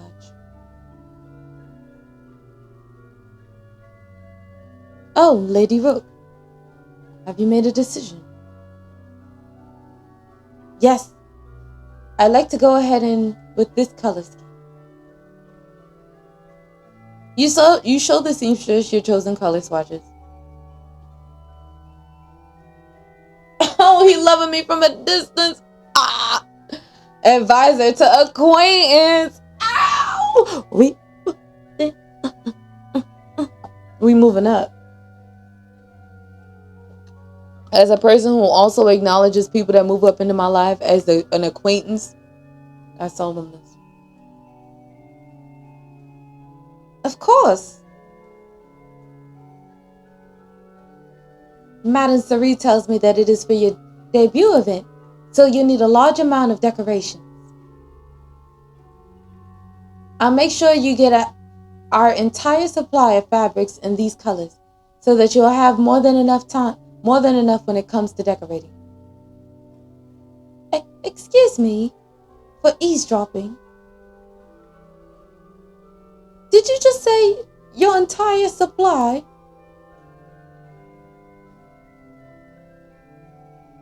While you were talking to the seamstress, another person had approached the counter. By the looks of them, you can guess that they were a maid of a noble, sent to the tailor's on an errand. Oh, were you sent by Lord Zachary? Yes. Damn, I stole Baby Boy's entire fashion line. I'm sorry. He asked to have a new tailcoat made from those fabrics for the upcoming ball. But if you bought the entire supply, please, then there won't be enough for him? Please, why did she say the entire supply? Like, I really, like, please tell her you was just exaggerating. The maid nods, clearly on the verge of panic. I'm sure that whatever you need it for is highly important, milady. But Lord Zachary will be exceedingly disappointed. Oh, I can't have Baby Boy going outside like that. My master does not order new clothes very often due to his frugal disposition. But the upcoming ball is an important event that warrants new attire befitting the occasion. He doesn't have anything else that wouldn't be suitable? The maid shakes her head, looking pitiful remorsefully. Why is she giving out this man information like this? Like, granted, I'm his wife-to-be, but she should still, like, I guess she's trying to plead her case for the fabric. I'm quite swamped with orders due to the upcoming ball, so we wouldn't have time to make more of the fabrics for Lord Zachary. But if you were to spend a bit extra, we could order your fabrics from a store outside of the capital, Lady Brooke.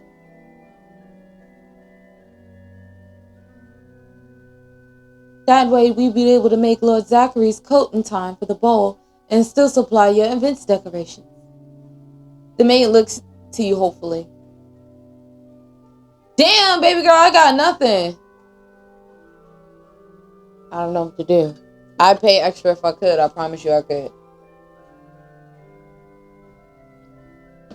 I'd rather not spend extra. I apologize, but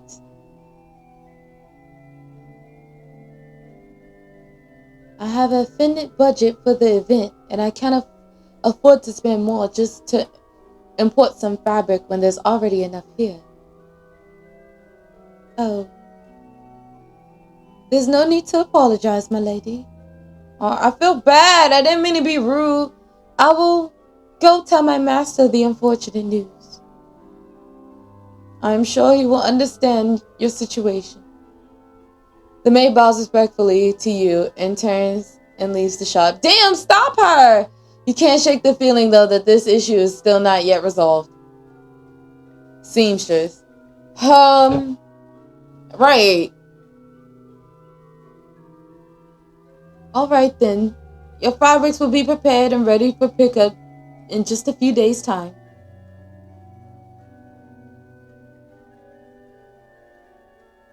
Thanks for doing business with us. Damn, I feel like that hurt my credibility a lot. With a grateful nod, leave the shop with Madame Cerie close behind. Well, despite some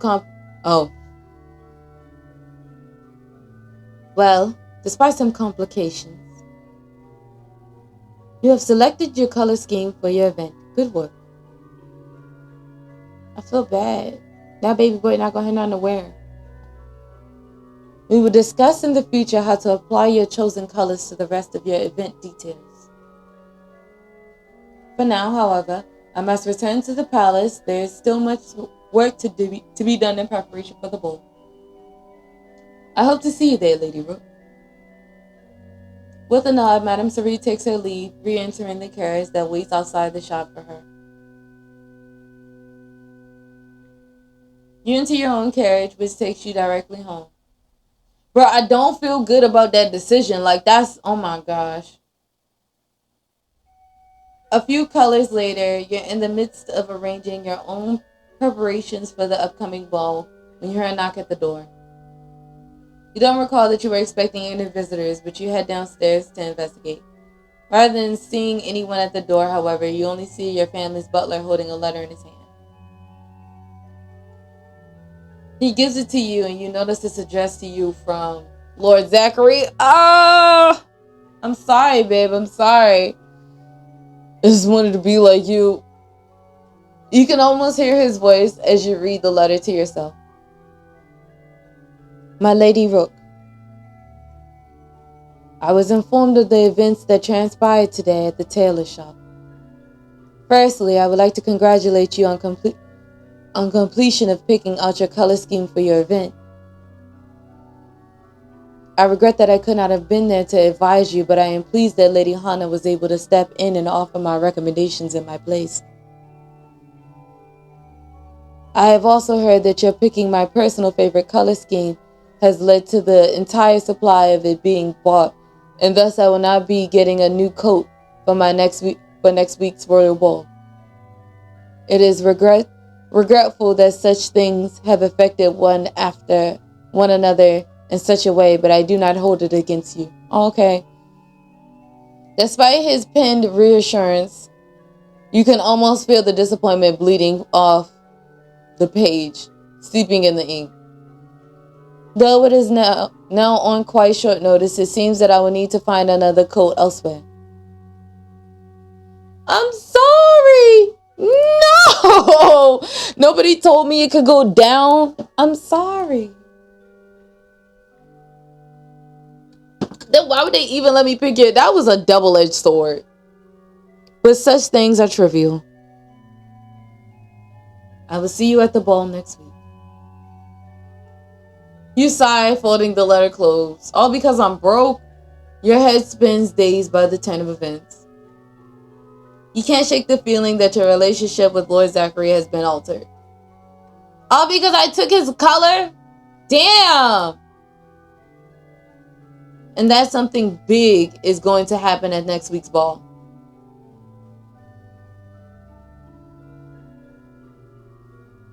Might have fucked this up, y'all. I definitely did. My relationship is over.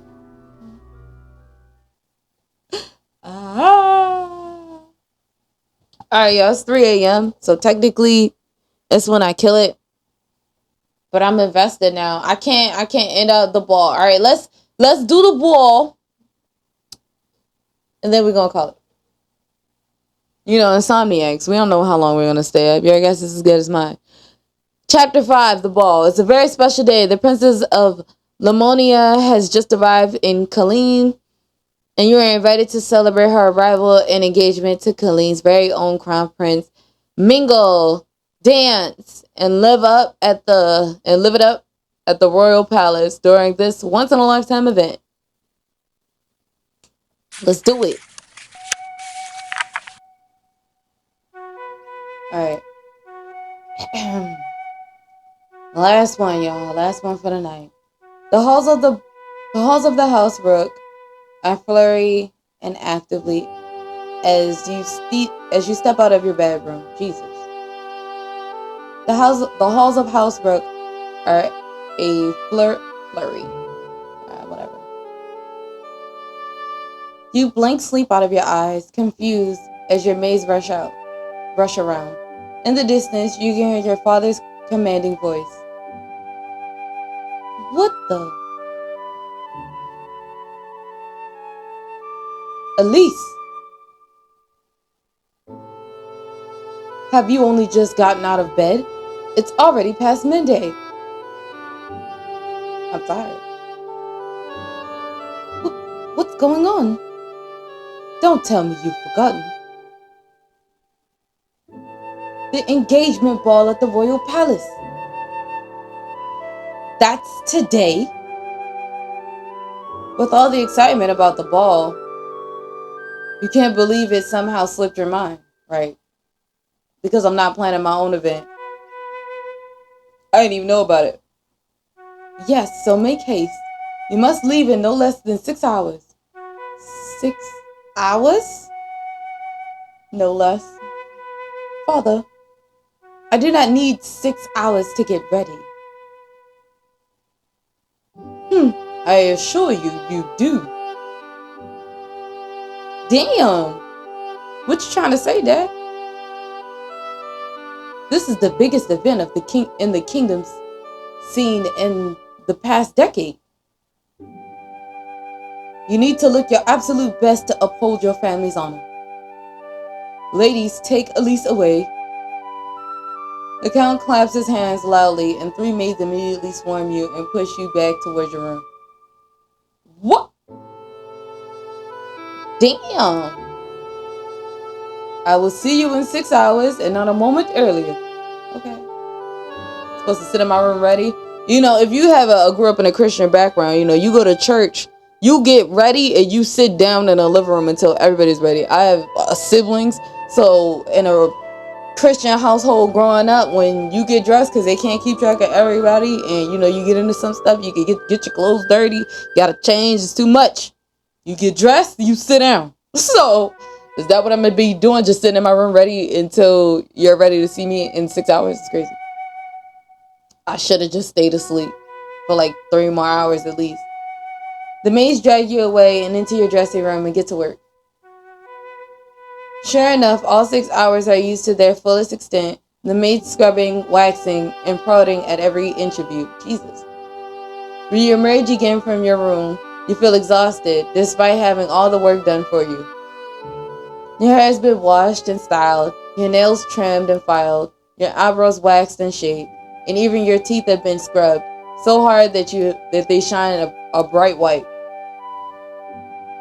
Is this better? The Count, who had also underwent his own makeover process, grins in satisfaction.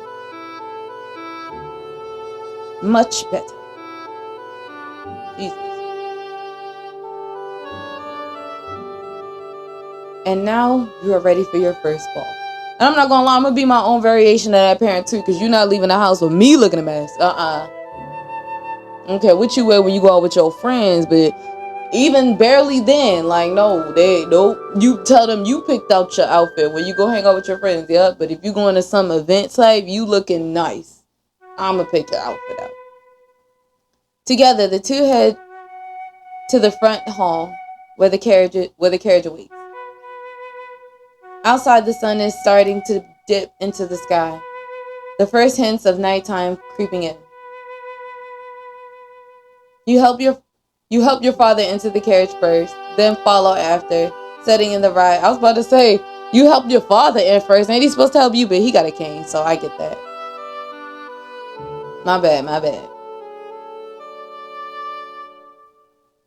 Now, I want you on your absolute best behavior. Understood?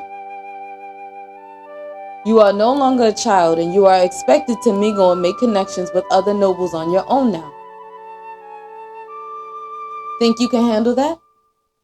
I'd rather stay at home, but yeah. Of course I can.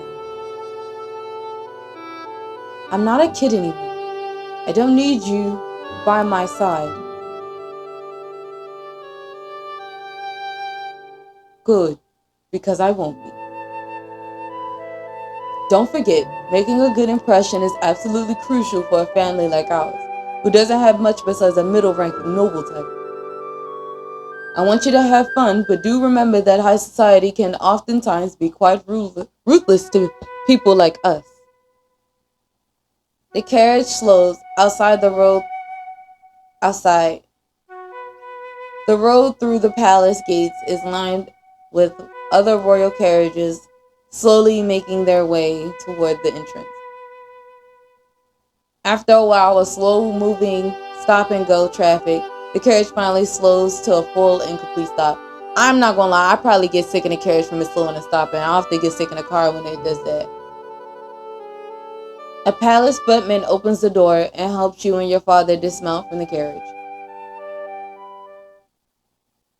Together you follow the stream of finely dressed nobles up the stairs and into the palace. Remember now, best behavior. As is customary, you take your father's arm and let him lead you as you enter into the ballroom. The entire room glitters brightly, golden light reflecting off of the countless crystal chandeliers. The ceiling seems impossibly high, vaulted by gleaming columns. Though it is still early, the ballroom is already full of people, high-ranking and minor members of the royal court alike. Ah, there's my old business partner. I should go say hello. With a stern and meaningful look that screams best behavior, the Count excuses himself to make his rounds. You scan the ballroom yourself, looking for any familiar faces. Hana, you remember that all 4 of your event advisors were invited to the ball as well, and are likely already here. Who do you look for? I want to hang out with Hana because she's my friend. But who I really care about? Baby boy. You scan the ballroom searching the outskirts of the ballroom, where you sure to find Zachary staying far away from the bustling crowd. Because like I said, I'd rather stay home. Sure enough, you see him doing along the wall of the ballroom, trying not to draw any attention to himself.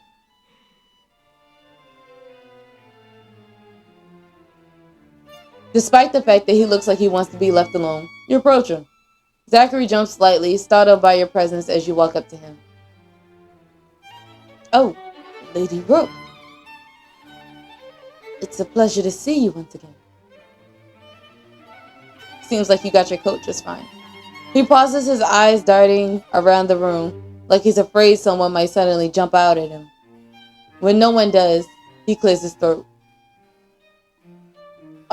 Are you enjoying yourself?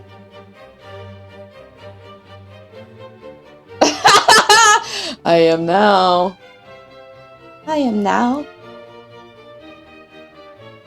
I'm delighted to see you, little Zachary. We gotta come on strong. You're a little slow.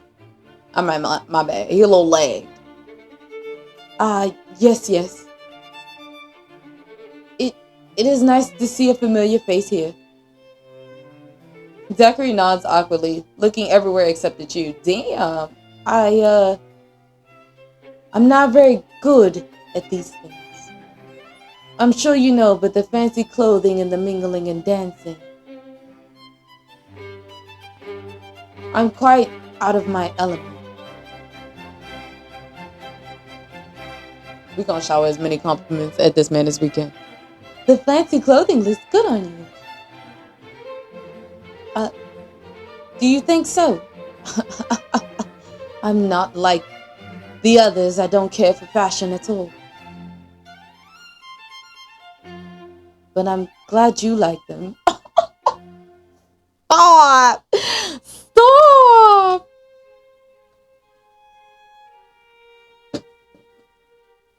But I'm glad you like them. Of course you are. Only a little bit? Damn, you was butthurt when I took your fabric, but I get it.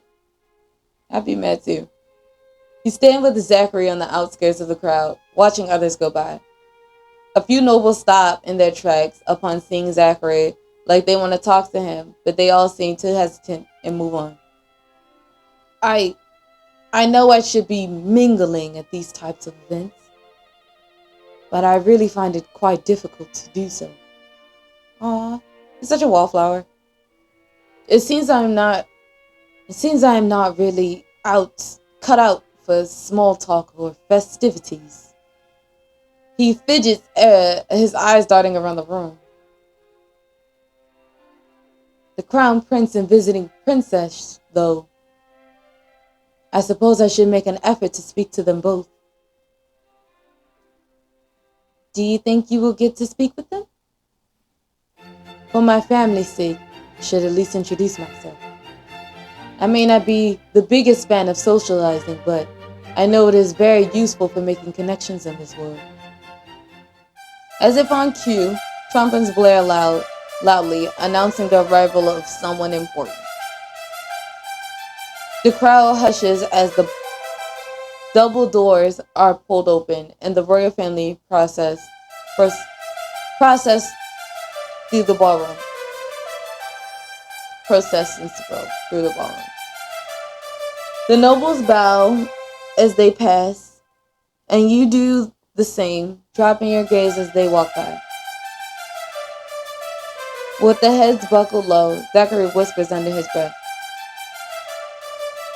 I can't imagine what it must be like to be them. What does that mean? All those constant eyes vying for their attention. Oh. Together you straighten up as the royal family take their places by the thrones at the end of the ballroom. The trumpets blare again, and this time the doors on the second floor open, revealing a figure. That must be her. The princess descends the stairs, taking the hand of the crown prince who awaits her at the bottom. The orchestra strikes up, and the two begin to lead the first dance. What would you think of it, Lady Rook? Being put into an arrangement such as theirs.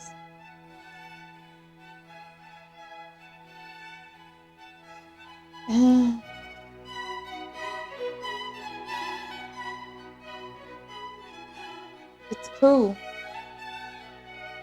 I suppose some might think so. It certainly isn't an arrangement made for happiness. But if my family asked such a thing of me, I am sure I would do it, no questions asked. The dance comes to an end, and the nobles politely clap as the prince and princess bow to one another. The crowd erupts in a chatter as the nobles begin mingling again. The prince begins leading the princess around, introducing her to some of the crowd. I suppose we should go speak with them. He follows Zachary around the side of the ballroom, trying to get closer to the prince and princess. It seems that this is the closest we can get. He takes a deep breath, readying himself. Well, Lady Rook, would you like to come with me? Please don't let me have to pay for this response. To your surprise, Zachary holds out his hand, offering it to you. Please let me take it. Please, please, please. It's, just so I don't lose you in the crowd. That is, if you decide to join me. After a moment of hesitation, you take his hand. Yeah, they don't even give me a choice. Ain't it 3 a.m. over there? Yes, so it's 3:25, and we up late, insomniacs. After a moment's hesitation, you take his hand.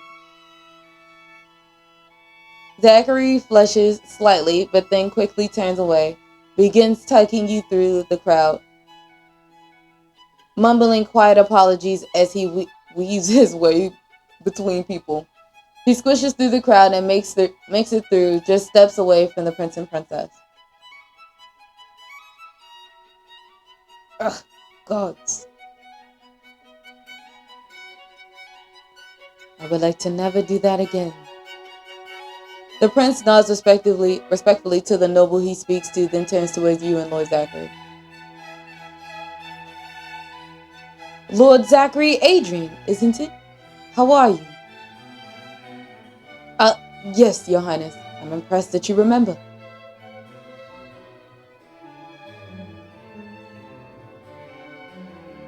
I'm doing well, thank you.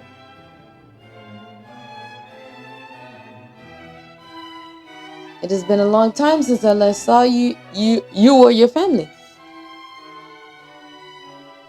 But I do recall hearing the news a few years ago when you were named the future successor of your family. Congratulations. Thank you. You are very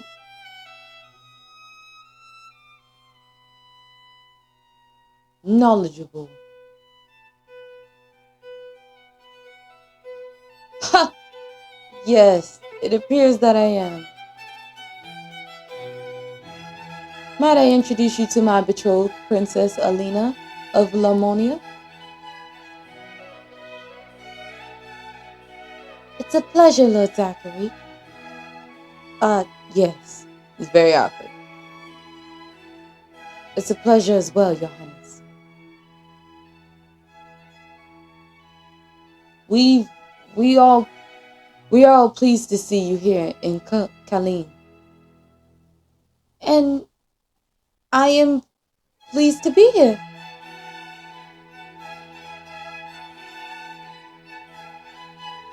She don't sound like she really mean that. Or she just meeting his awkwardness with more awkwardness.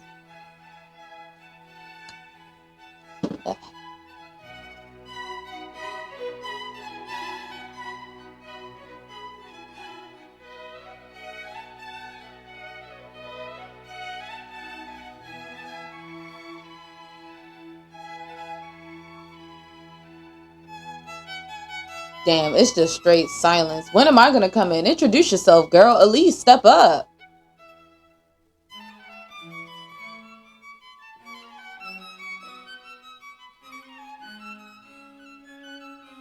Ah, forgive me for not asking sooner, but who's your companion, Lord Zachary? My... Did he forget about me? You asked me to come with you. Oh, yes, this is Lady Elise Rook, heir to the Count of House Rook. Your Royal Highnesses, it is an honor to meet you.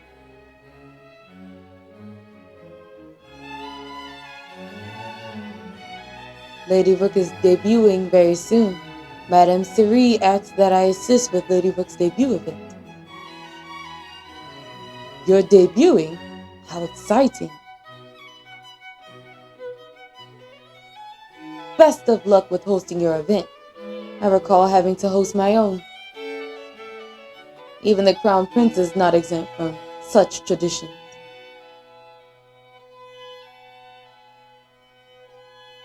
Perhaps if we have time, we may stop by and attend your event. Oh, cloak! Cloak, cloak, cloak. Oh. That would be a great honor, Your Highness. Indeed, Your Highness. I cannot make any promises, but I will try and find time in my schedule to attend. I didn't even tell you when it was. Now, if you'll excuse us, Lord Zachary, Lady Rook. Prince Kyrian nods, and you and Zachary return the bow. The prince continues his rounds, the princess close by his side.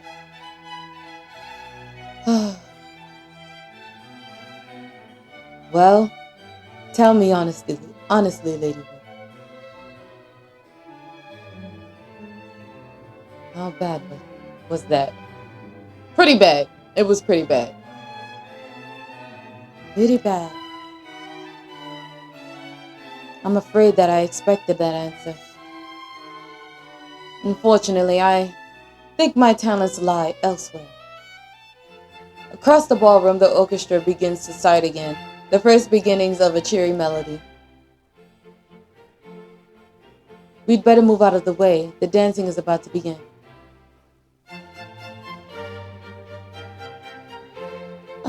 Lord Zachary, dance with me! Would you do me the honor of dancing this set with me? You want me to? Even though you said you're not good at dancing, baby boy, I don't care. It's nothing against you, but...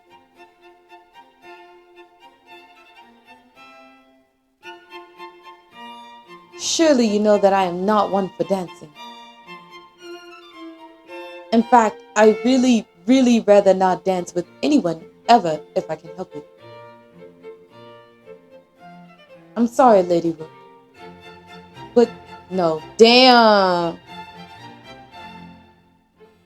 I'd rather not make a fool of myself in front of the entire court. Who cares what other people think? What are you afraid of? He literally just said what he's afraid of. Who cares what other people think? Please, Lady Rook. I would really prefer if you didn't try and push me on this. I know my own comfort, and I will not have you push me out of them. Okay, I'm sorry. I'm sorry again. You have been a good friend to me. Damn, maybe I'm going about this character all wrong. I gotta fall back. That's why they keep giving me dots. Maybe I gotta be just as awkward as he is. And I regret that I may hurt your feelings, but I can't. Zachary stares at the ground, clearly agitated. He clears his throat, then looks back at you, righting himself. Enjoy the rest of your evening. That's it? Oh, I should have hung out with Hannah. He gives you a stiff, polite bow and walks away, careful to stay away from the crowd. Before long, you lose sight of him, completely obscured behind some wall or column that you can't see. Somehow, he manages to evade your sight for the rest of the night, though at some point, you stop looking for him. You spend the rest of the night half-heartedly talking to some other nobles whose names you don't recall and wish for the ball to come to a close. I wanted to go home. Well, that was quite a successful night if I do say so myself. I'm glad one of us had a good night, Dad. I am. Thanks to your new acquaintances introduced by Madame Cerie, I was able to have a good amount of productive conversations with their families. Just wait, Elise. Good times will be upon us yet. What's wrong, Elise?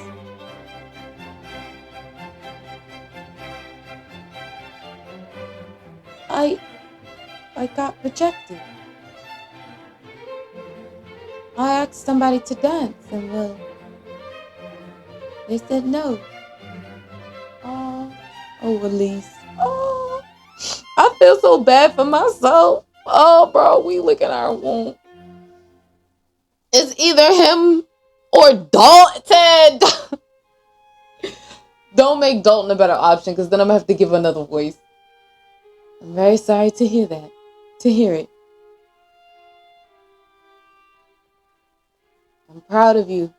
At the very least for putting yourself out there. Oh, thanks, Dad. Let's go home. But don't you worry. There are plenty more fish out in the sea. But I want my fish! My Shayla!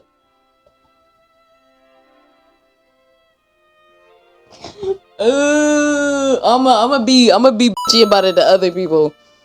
But I'm gonna be so blasé to him, I promise you.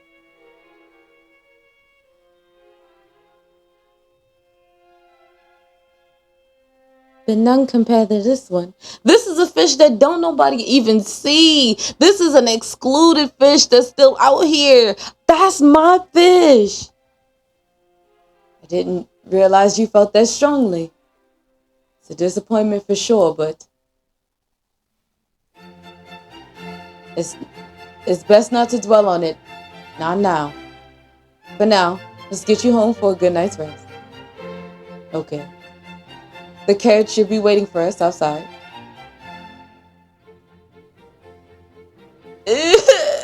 Dad! He told me no, but he told me no because he can't dance, and that's fine. I get it.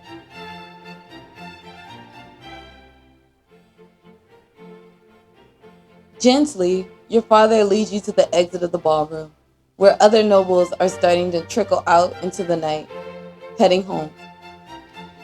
Behind you, the orchestra plays a final tune, but you barely hear it as you trudge forward, exhausted and ready to go home. Yeah, I don't want to hear no music, bro. Suddenly you hear quick footsteps approaching from behind, and you hear your name called. Startled, you turn to see Zachary hurrying after you. Wait, Lady Rook, please wait. Conward glances at you, but his surprise is only answered by your own. I'd like to talk to you if that's all right. Please, it'll only be a moment.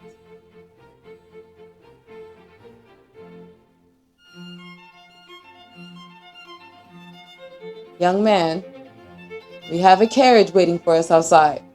Dad, come on! This is my fish!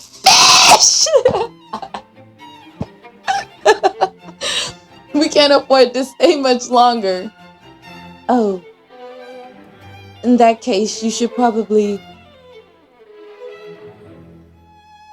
No. Oh, fight for it!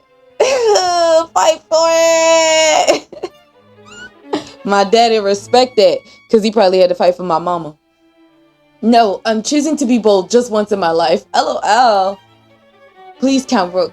I'd like to speak to your daughter. It will only be a moment, I swear. There's just something I need to say to Lady Rook.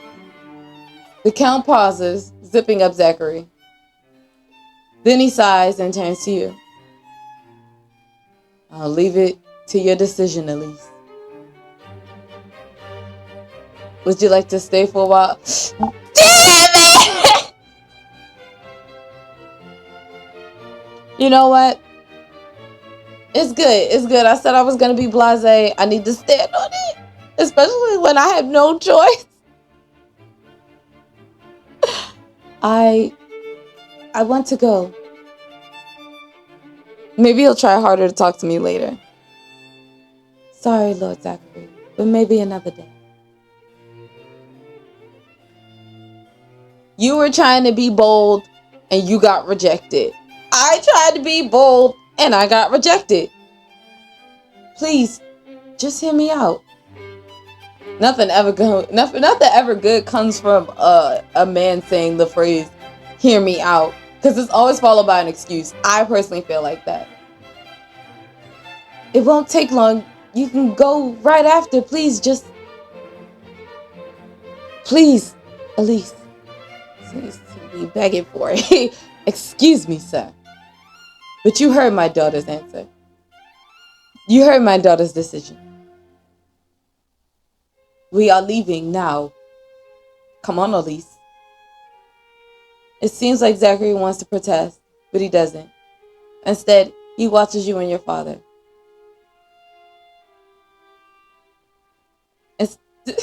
Watches you and your father leave, looking vaguely like a kicked puppy. You don't look back and instead focus on the ground under your feet and the steps that lead to the carriage.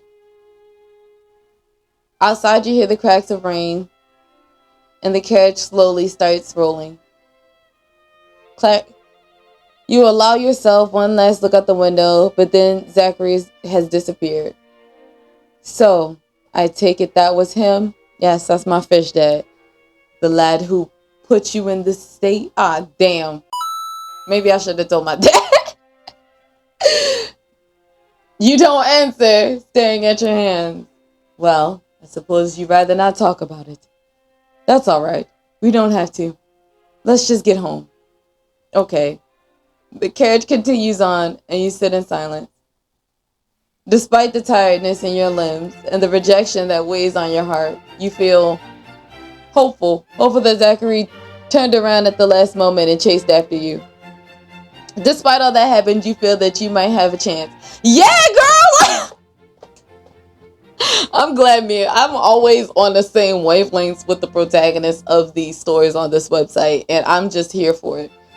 With that faint glimmer of hope burning warm in your chest, you settle in for the drive home.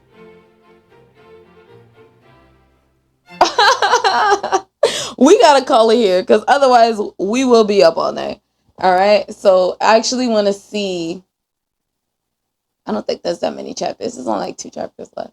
This is not finished, you guys. I don't want to bum rush this. I promise. Next is the menu and then flowers. Okay, yeah, we're gonna take a break from this one because I am too invested. I knew I would like it. Like, I added it to my list on purpose because it's such a good series. Alright, my night owls. Thank you so much for joining me. Y'all make sure y'all like, comment, subscribe, turn that notification bell on so you know when I upload. I love you guys.